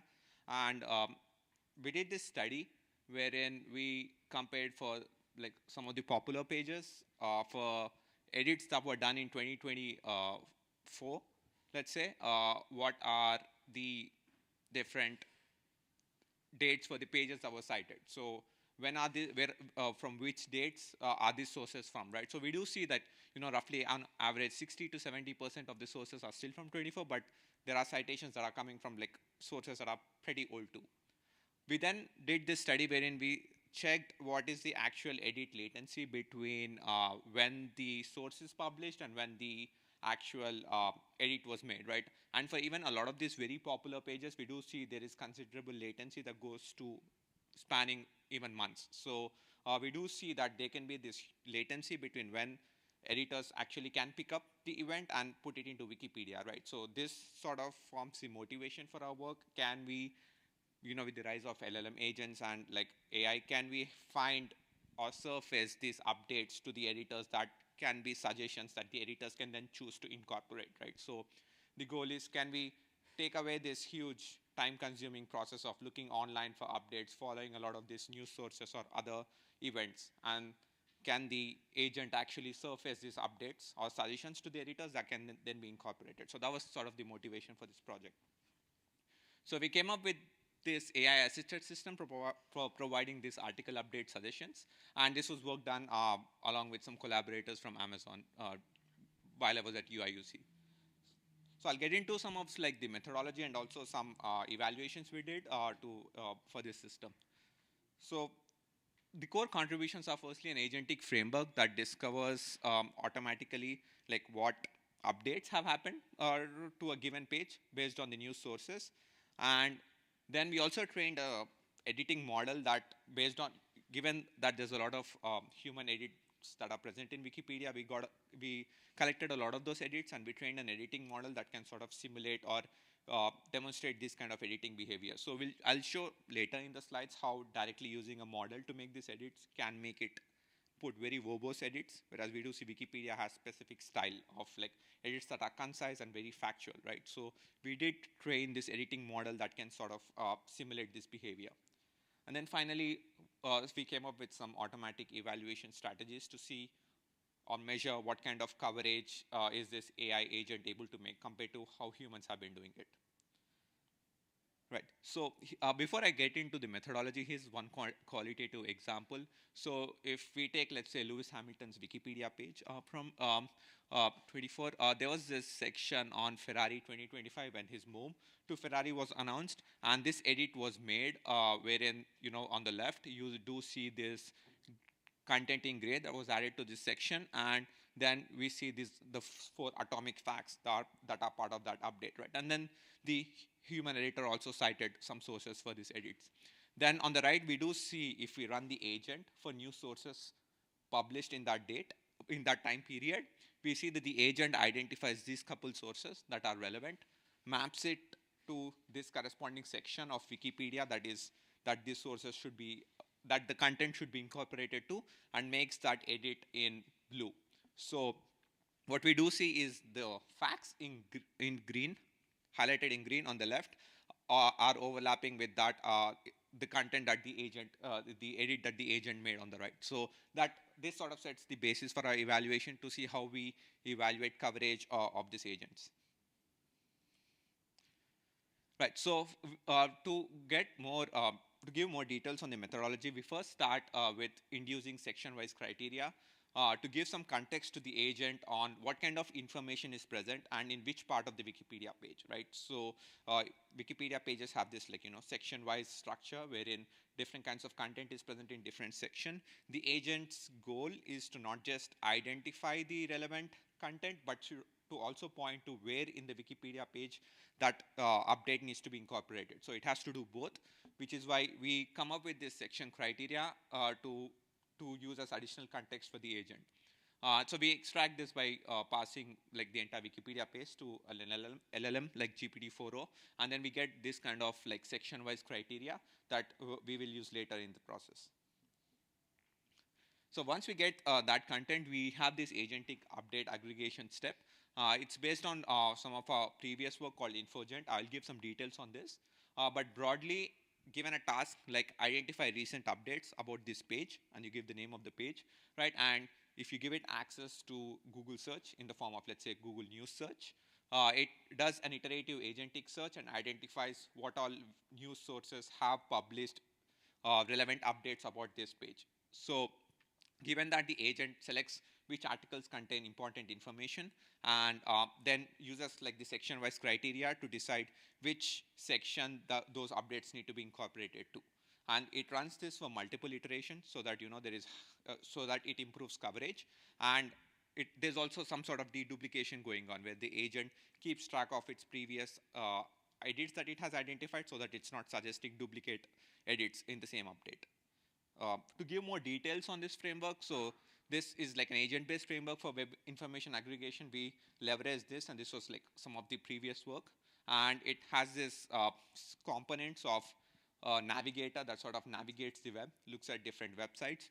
And then there's an extractor to identify the relevant content within a web page, and an aggregator that keeps track of what all you have extracted in your previous steps. And then at the end, your aggregated output is your result from this aggregation process. And this is like based on an agentic framework. There is the usual planning, reasoning, and acting going on, wherein the agent comes up with a plan, reasons through what it has done before, and then takes an action, which could be coming up with a search query, calling the tool, and then even deciding when it has accumulated enough information, and this whole process has to stop. So there is an agentic loop that runs to gather this information. Right, so once, let's say, we have identified the relevant updates from the web, we now need to incorporate them into Wikipedia. So this step is the fine-grained editing step, wherein we leverage the extensive history of edits that are present in Wikipedia to train a model that can sort of simulate this behavior.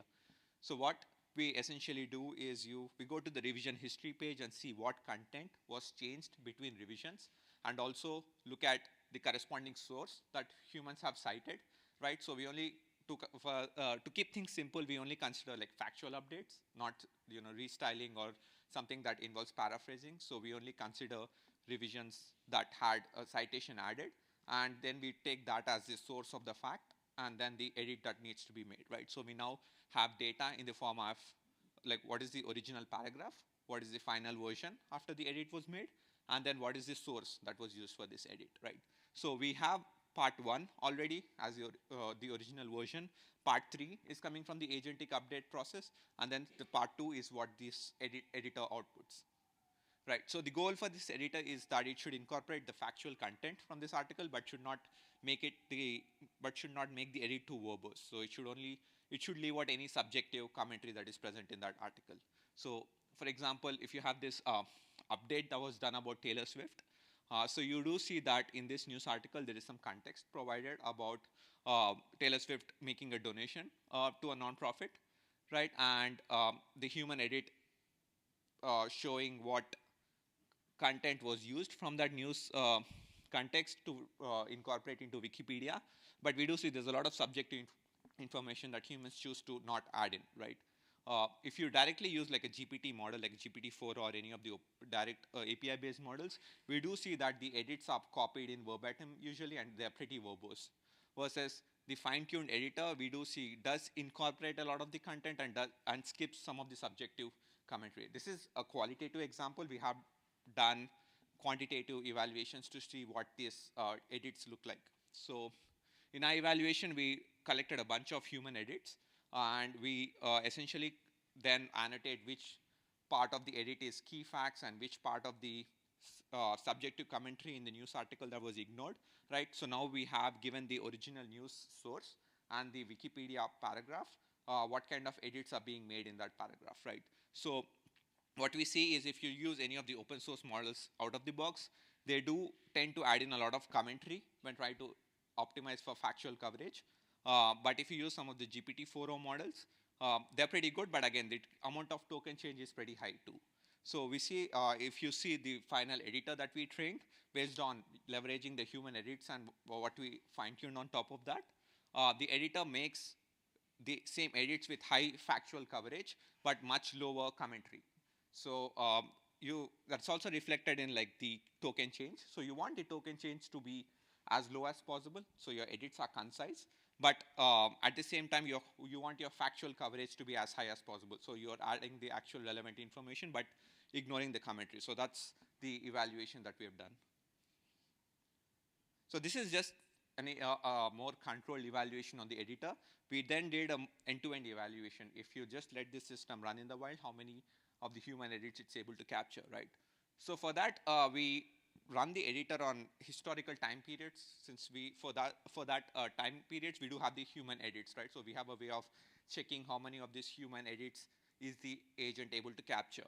And it's possible to simulate this by just letting the agent have access to news articles from specific sources. So you could like post hoc run the system on by giving it only access to sources from 24, right? And then check how many of the human edits in 24 for a specific set of pages is this agent making to, right? So that forms the basis of the evaluation. And then we have some more like heuristics on what kind of sources we consider, how we pick which sources to use for evaluation. So to give like a more simpler version of this, if there was a set of human edits that were made, we look at the corresponding sources that were cited, and we see the time period of those sources, right? And we aggregate sources that come from a specific time window, can be 2 weeks or 2 months, and then run the agent in that time period. And then we evaluate whether the agent update that was made, the factual coverage we measure for factual coverage with the human edit that was made in that time period. So for that factual coverage, we have like, again, 2 variants, a hard evaluation wherein the agent needs to cover the facts, but also put them in the same section that the humans have put in. Whereas there's another soft coverage wherein the agent can make the edit in any section. We don't have a hard constraint here. So we do have these 2 versions because we have seen in a lot of cases it's very subjective to say which fact needs to go in which section. For instance, some events are pretty important and they go into the summary page, right? But in some cases there are very specific sections wherein it can go to. So based on our end-to-end evaluation, we do see some numbers on hard and soft coverage and section accuracy too. So section accuracy essentially sees whether this fact was put in the same page as what humans put into, right? So we do see, using the section criteria, some ablations that we have run. So the soft coverage is at 33% roughly. So 33% of the human edited facts, human incorporated facts were covered by the agent. And we do have some ablations showing the agentic search works than not using an agent and just like gathering the sources from like a single search process.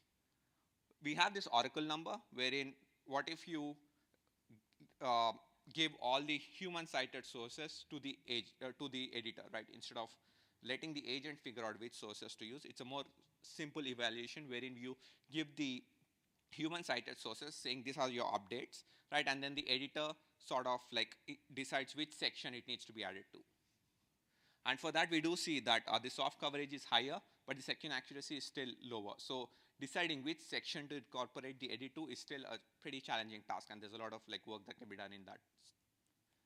We also have like some numbers on how the performance varies across different categories of the pages.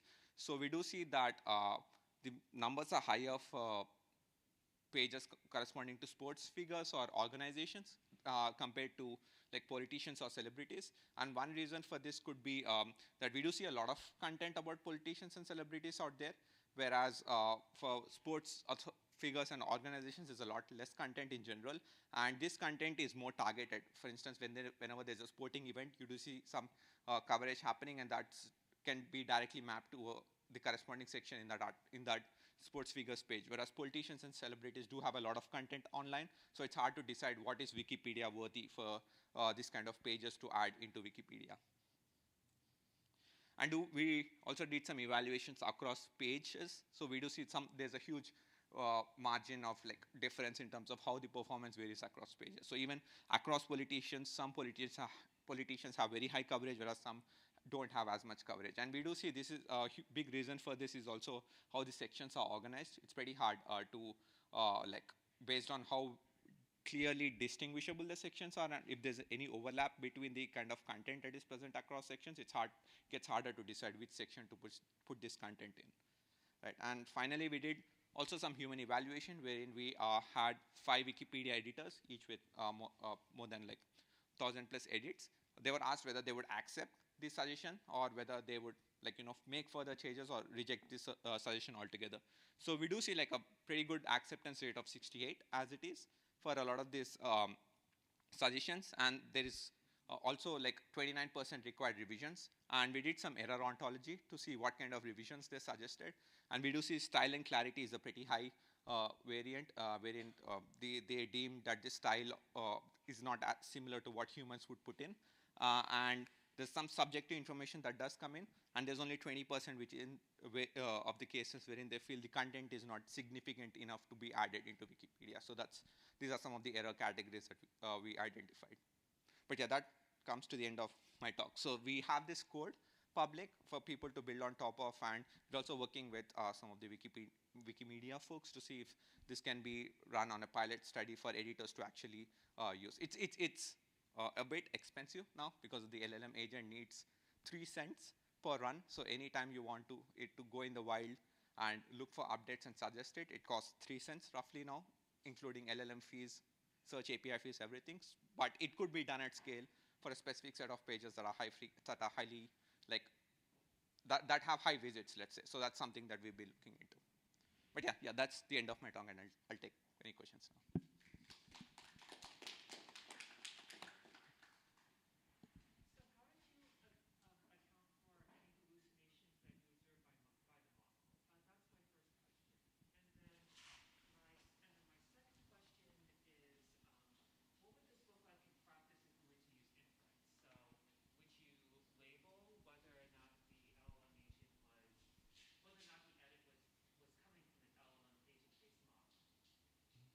So good point. So for the first one, the approach uses a pretty extractive process wherein we are not identifying the LLM agent to generate a summary based on a set of sources. It picks each source, it picks a source that it deems relevant and then extracts the relevant content out of it. So we do not just show the edit, but we also surface the citations as part of these suggestions, showing this content, this edit was made based on content extracted from this source. So that adds another layer of verifiability that editors can do, and also something that can be verified post hoc to measure for whether the edit made entails the source. So it's pick a source and then get content out of it, rather than here's a bunch of sources, get the content out of it, right? In which case that verification becomes harder.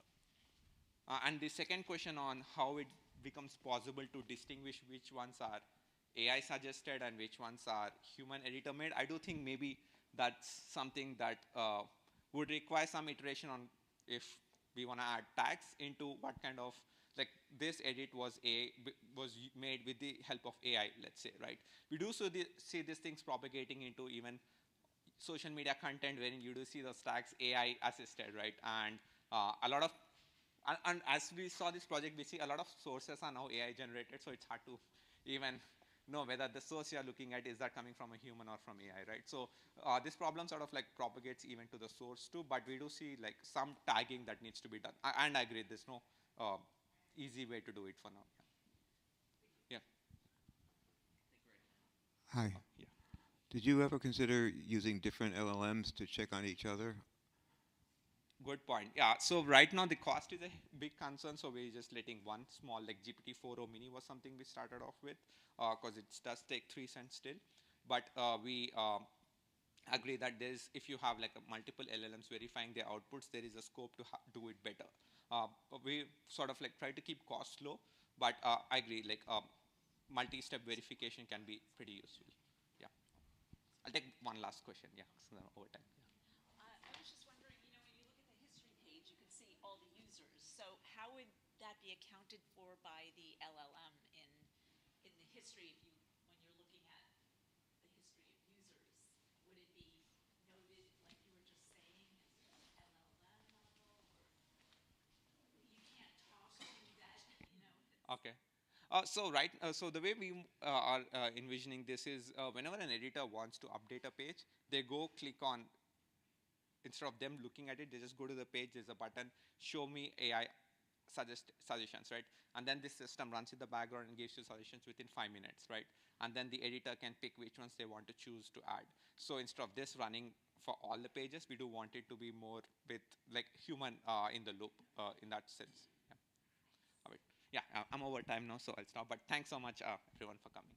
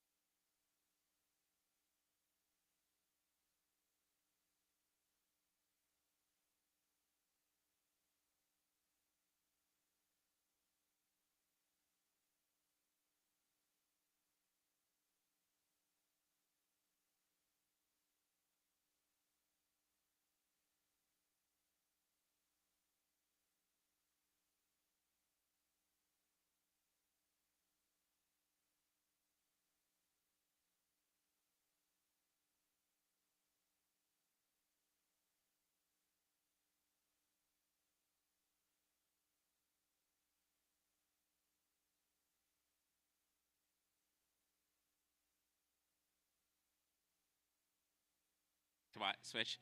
Check, check. Okay. Good times. Okay.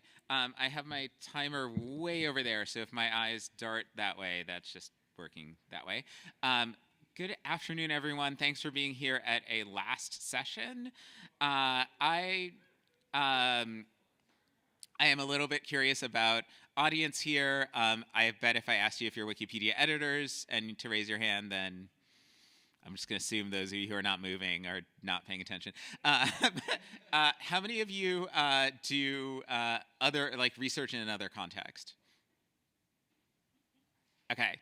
And how many of you have ever mass contributed like a bunch of data in just one field all at once to Wikipedia? Okay, awesome, great. So I am here to talk about my work using Wikipedia in the context of an ongoing research project, and it's going to so I'm going to spend a little bit of time delving into that project and then talk about how it both was inspired in form by my experiences on Wikipedia, and then talk about the ways that I've contributed back to Wikipedia projects and ideally Wikimedia projects, and ideally will contribute more so over time. A little bit about me first. I've been a Wikipedian since 2005. I serve on the board of Wiki Education that helps support teachers and researchers contribute to Wikipedia and their classes as well. I'm an anthropologist. I work at Vanderbilt University and have been there since 2013, and have been working on this project, Ultimate Consequences, which is a database of people killed in political conflict in Bolivia since about 2016. But I'm going to introduce it by talking about my fieldwork. So in 2010, at the start of my graduate fieldwork, I sat down with Felix Tacona at his workplace, which is the offices of the CSUTCB, Peasant Confederation.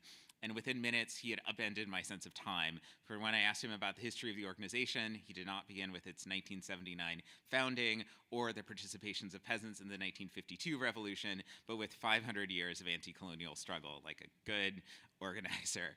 And this historical process, he said, quote, has cost us blood, has cost us indigenous peoples mourning for our brothers who have struggled permanently for democracy. This has cost us blood. It has not been free. It hasn't been a gift from anyone. And so when participants in Bolivian movements say "nos has costado sangre," they do so with and they do so quite often across a wide variety of movements. They're situating our vulnerable human lives in an act of exchange. A price has been paid, and changes have been won at the cost of these human beings, once comrades and now venerated martyrs as much as tragic victims. Bolivian protest can involve intense risk, privation, self-sacrifice, and either enduring or inflicting violence. Bolivian social movement traditions include proclamations of fearlessness and vows to carry on their struggles, quote unquote, until the ultimate consequences. That is, to persist in collective measures and to refuse to be deterred by deadly state violence. These movements invoke a history of indigenous uprisings, labor militancy, and state massacres in narrating their own histories. In his 2006 inaugural address, former President Evo Morales used the phrase "nos has costado sangre," it has cost us blood, to describe the achievements of universal suffrage in the 1952 National Revolution and the nationalization of natural gas in the very recent 2003 gas war. So Bolivia consistently ranks among the most politically engaged countries on earth in terms of participation in public protest, and that protest involves acts of what my research has defined as unarmed militancy, or actions that stand in the middle of the binary between nonviolence and armed struggle. Protest and movement participation in Bolivia is sometimes dangerous. Before beginning this project, I spent about a decade working to understand Bolivian social movement's power, and didn't give up that focus when my attention turned to what can be understood as their weakness and vulnerability, these deaths. The meaning that I seek in these 650 lost lives is in part an answer to a variety of research questions, including how can we understand the exceptional risks and actions of Bolivian protesters? How can we understand the power and limits of state violence by asking questions like, under what conditions can mass movements survive and succeed in the face of deadly repression? What social and political factors restrain governments from using deadly force or persuade them to stop using it once they have started along that path? and lastly, can data collection help hold leaders accountable for directing violence? This is former President Gonzalo Sanchez de Lozada, and the project has contributed an expert report to the civil trial that took place against him in the U.S. It's to answer all these questions, right, that we have this data set. It's a quantitative and qualitative database. It's unique in its depth and completeness of coverage for the country. And of all conflict deaths in Bolivia since October 10th, 1982, the date of return to democracy in that year. And that's a period of largely elected governments, but a ton of political dynamism. I think 4 governments have been overthrown by mass protest in that time period. Yeah, just a really busy and exciting time to look at.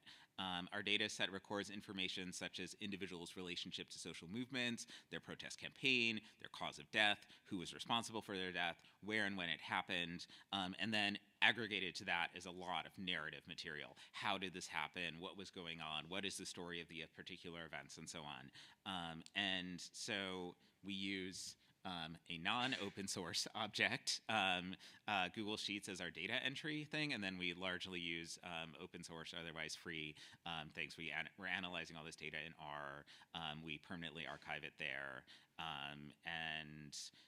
Yeah, a lot of our work is focused on creating accessible ways for researchers and the public to access this information and interact with the information. So this is an interactive, somewhat typical interactive histogram that we have looking at this over time, colored by which area of protest was involved. And as you can almost see here, right, like we've categorized out which of those deaths were perpetrated by the state, had state security forces as their victims, or were separate from the state.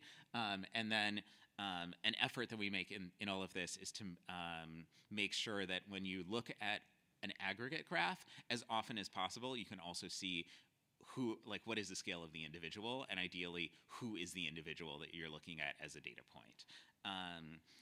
And that's part of other project-wide commitments that we have, like making information available publicly and bilingually, and presenting the data in ways that allow users to go down to the individual. So for those of you who don't speak Spanish here, there's a chronological directory of individual events that took place, and then you can just turn a triangle and see all of the individuals in each of those events. And similarly, you can do this on this interactive map on the left, like click on those individuals.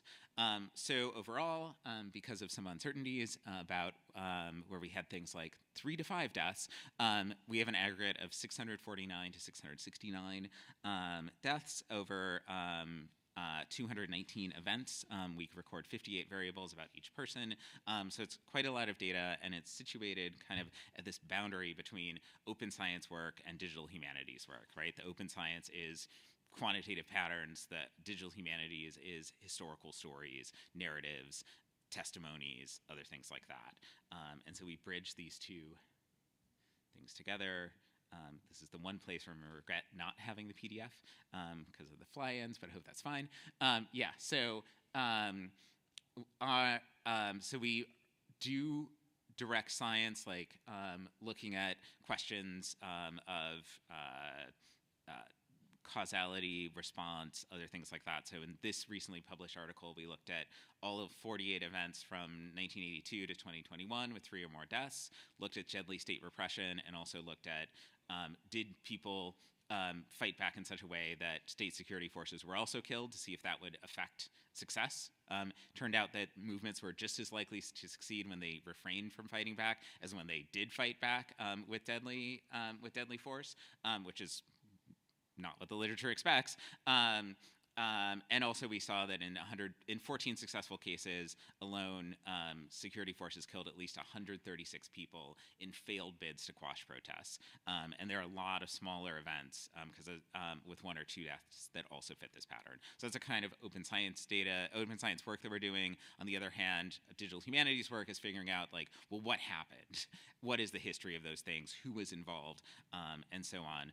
And I'll just part of the open science work is making our work reproducible in the sense that we share the data and in the sense that you can go through and look at our individual calculations, which means that a journal article like the one you see here will get accompanied by an R script and a bunch of underlying supportive data. So that's kind of the way that that works. And then we circulate back and forth between producing this stuff for particular articles and then producing ways for people to explore data that kind of go along with that. Okay, so what does all this have to do with Wikipedia? So on the first side, I want to say this is a project essentially born in Wikipedia, and that my engagement with fieldwork came when I was already a Wikipedian, and in which I had already thought through like the vast kind of chaotic connection of all the different bits of Bolivian social movements as kind of a project that required documentation, not just about my narrative and the time that I spent, but like a broader story about what was going on in Bolivia. When I was in the field, I sometimes contributed directly to Wikipedia articles, and sometimes this in the left is not Wikipedia. This is VoodooPad, which is a like personal on-computer wiki that I maintained as part of my fieldwork, but I was at the same time contributing articles like this one on the Porvenir massacre, right? So I was already kind of foreshadowing this work when I was writing a book on Bolivian social movements. The second thing is that there's values alignment between this project and Wikipedia.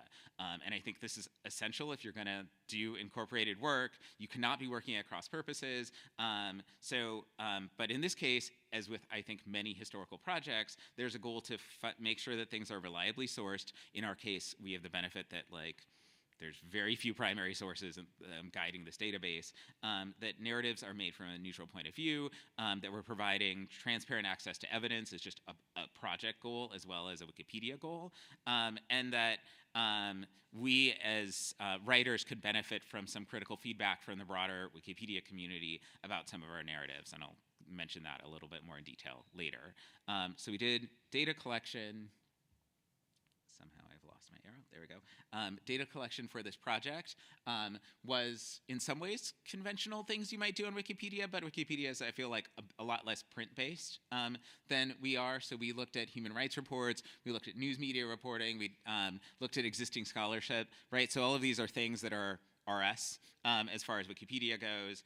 And then but a lot of them was like tangible work that we're doing, like going to newspaper archives, photographing things. And so we will be hosting, we now have about 9,000 images, and we're going to be hosting them in a linkable way in the future.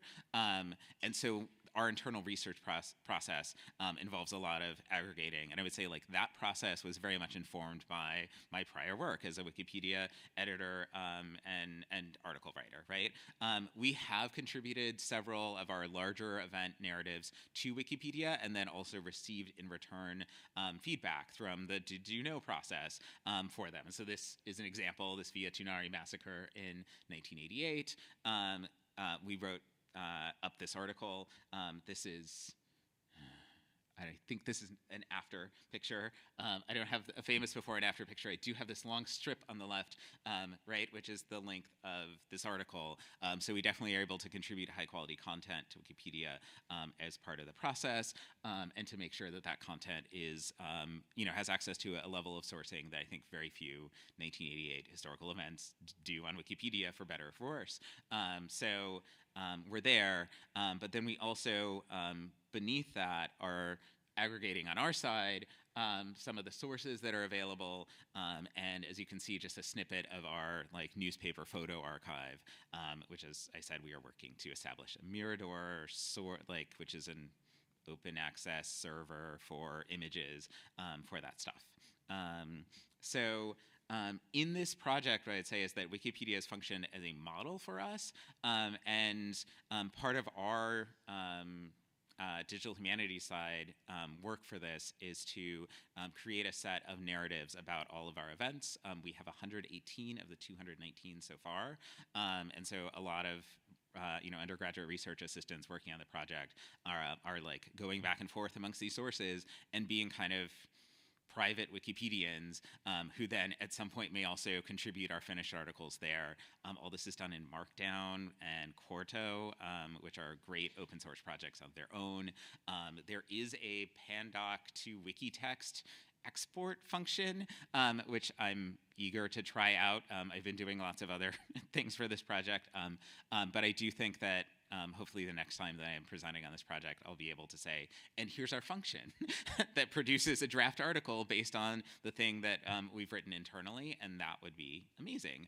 And then we mix, we do combining our narrative work with data aggregation stuff. This too feels like something that I'm just really interested in having more on Wikipedia is like, how do we like publish source data from other places? So this stuff is borderline OR. We're not going to put it up now on Wikipedia, but we're going to keep putting it on our website. There's that. And then lastly, a thing that we're doing, or we've done already, is to do some Wikipedia integration. Good God, projectors are so frustrating.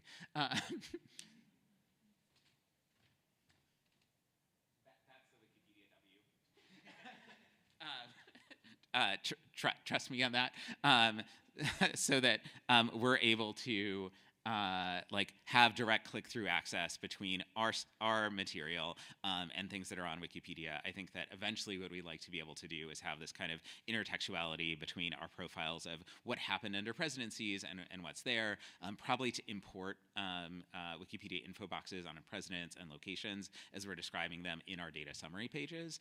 So that kind of integral stuff we're able to do it at scale, and we're learning to do it at scale, and I'm really excited about it.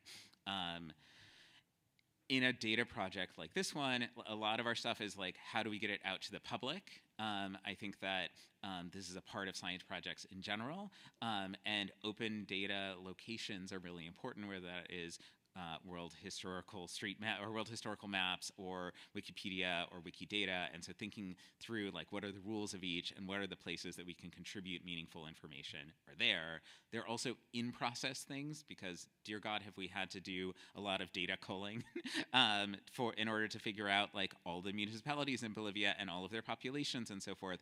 As a side effort, I would like to update those on all 340 municipalities in Bolivia. That feels doable, and also is a side effect of us having done the data processing.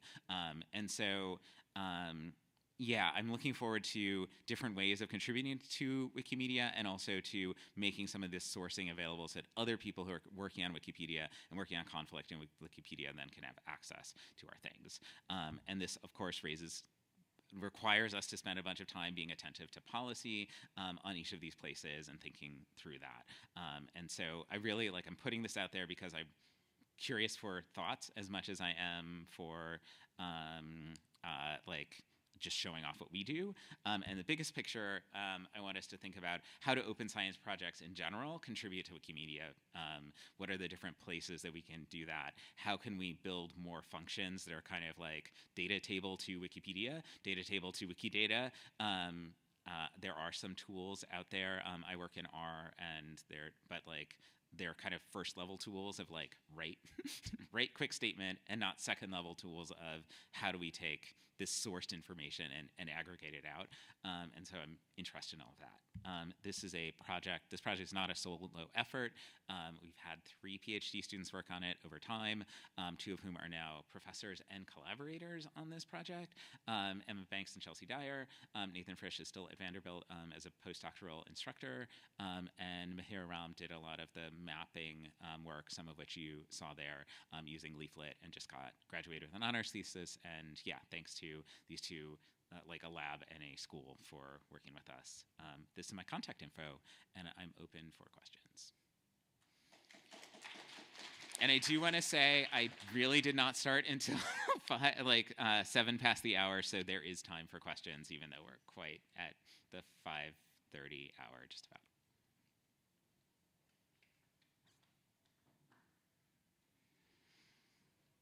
Yes.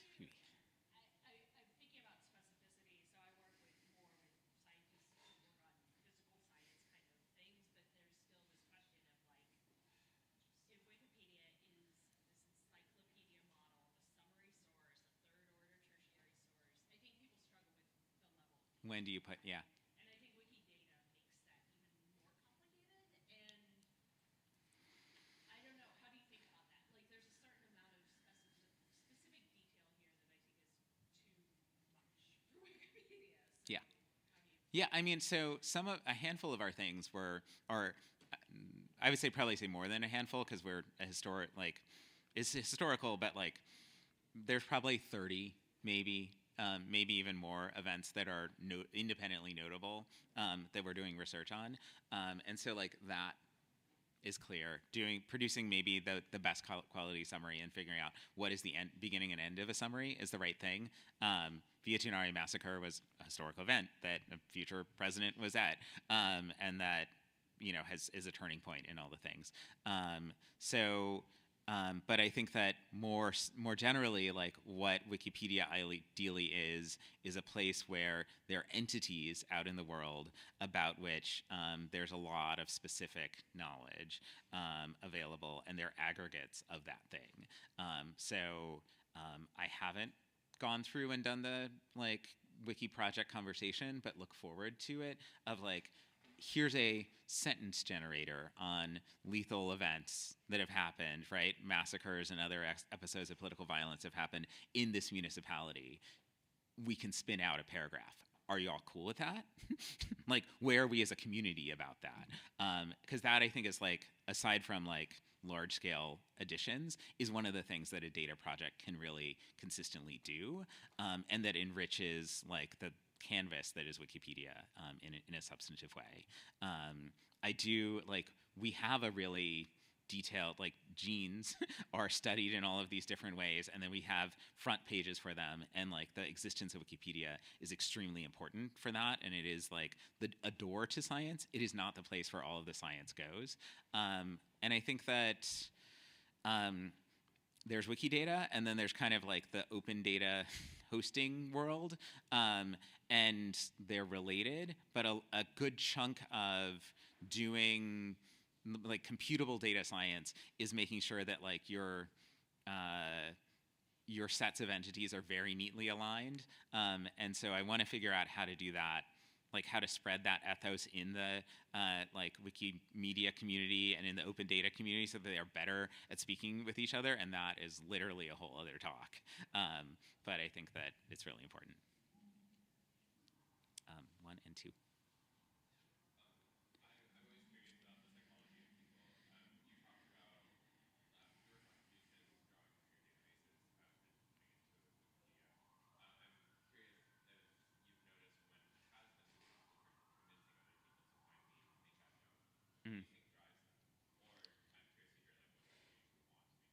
Yeah, I mean, I think that, I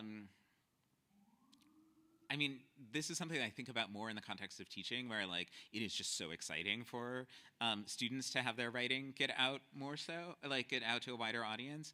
And honestly, I'm workshopping this talk so that I can't hear, so that I can give it to people and say, hey, like you're doing open data science, like make this an output, right? Here are some functions. Here are some ways that you can like share some of that data in a meaningful way. Here's the like Wikipedia quick statement stuff. Like I'm interested in that, and I'm curious like what people are going to be excited or not excited about. And that feels like I'm in an experimental stage right now of like what things are there. Hopefully we're going to do a hackathon with our like very archaeology focused spatial research lab that should give people some experience of like contributing literal map points. And everyone does, like everyone's archaeological research takes place in a particular position. So putting your research on the map in that sense is valuable, and doesn't have to be about you, right? It's just like, I go to this place. This is an archaeological research site. Why is that not in some kind of global spatial database? So, and then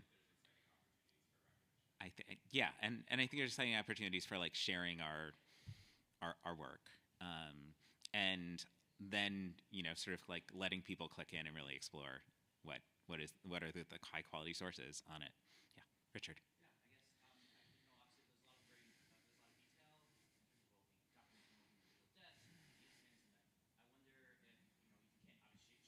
Yeah.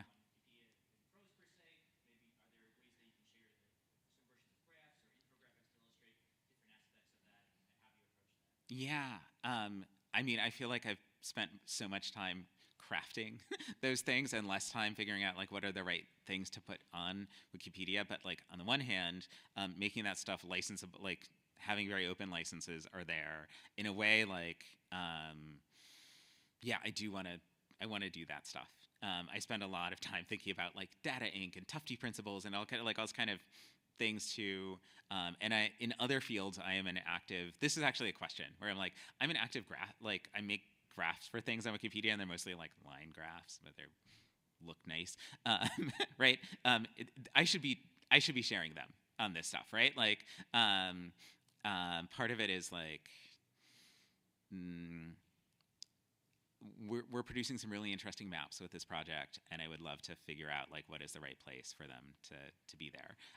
And right now there is a list called Massacres in Bolivia, and probably one of the right answers is to make that into a like smart, data-heavy site based on published research that we've had peer-reviewed elsewhere, like better thing that really like leads people through that, and I'd be excited to do that.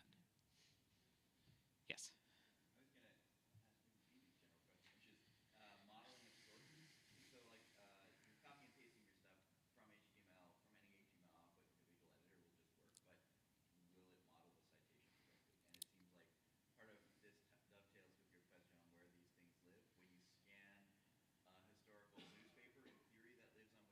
Mm-hmm.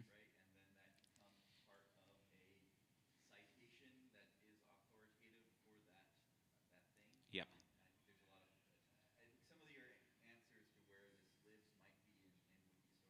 Mm.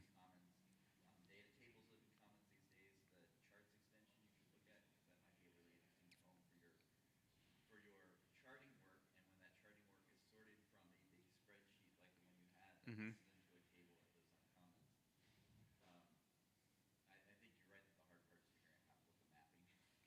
Yeah. Yeah. And a lot of so the one thing I want to say, like, is Pandoc familiar to people? Pandoc's amazing. Pandoc takes like what is a text file and generates most of the like the narrative that I showed you with all of its citations and so forth. It does have a wiki text or wiki markup output. It is drawing those citations from Zotero and creating the references. Fingers crossed that integration will be easy and straightforward. We'll see as it happens. And if so, like I'm really excited about that as a platform. And one of the things that happens in the open data science world is that people write markup books and like literally R for data science, for example, but there's like a dozen of those. A dozen understates it, right? Like there are many such books, and there is just like one button that's like website and another button that's book, right? And then it's like you've given me the text, you give me the citations, I will produce all of the things. And I think that a bunch of scholarly publishing is going to ideally go in this direction, especially in those fields where people are used to using a kind of markup editor. So for a long time, we were like everyone outside of Wikipedia only worked in like what you see is what you get world. I think there's a separate set of people who are gonna be ready to do some of this stuff. I love the visual editor anyway, though. But yeah. Yes.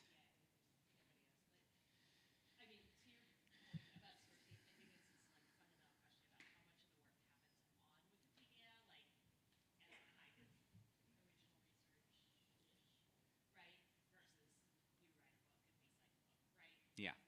Or we make a web portal of all the things.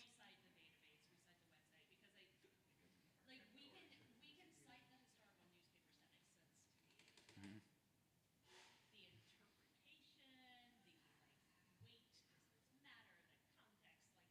Yeah.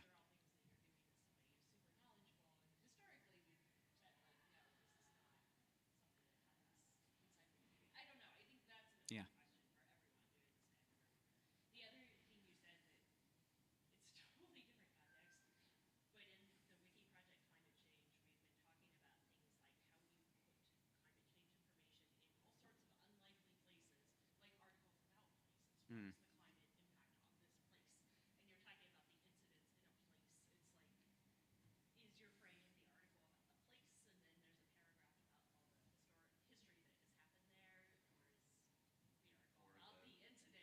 Yeah.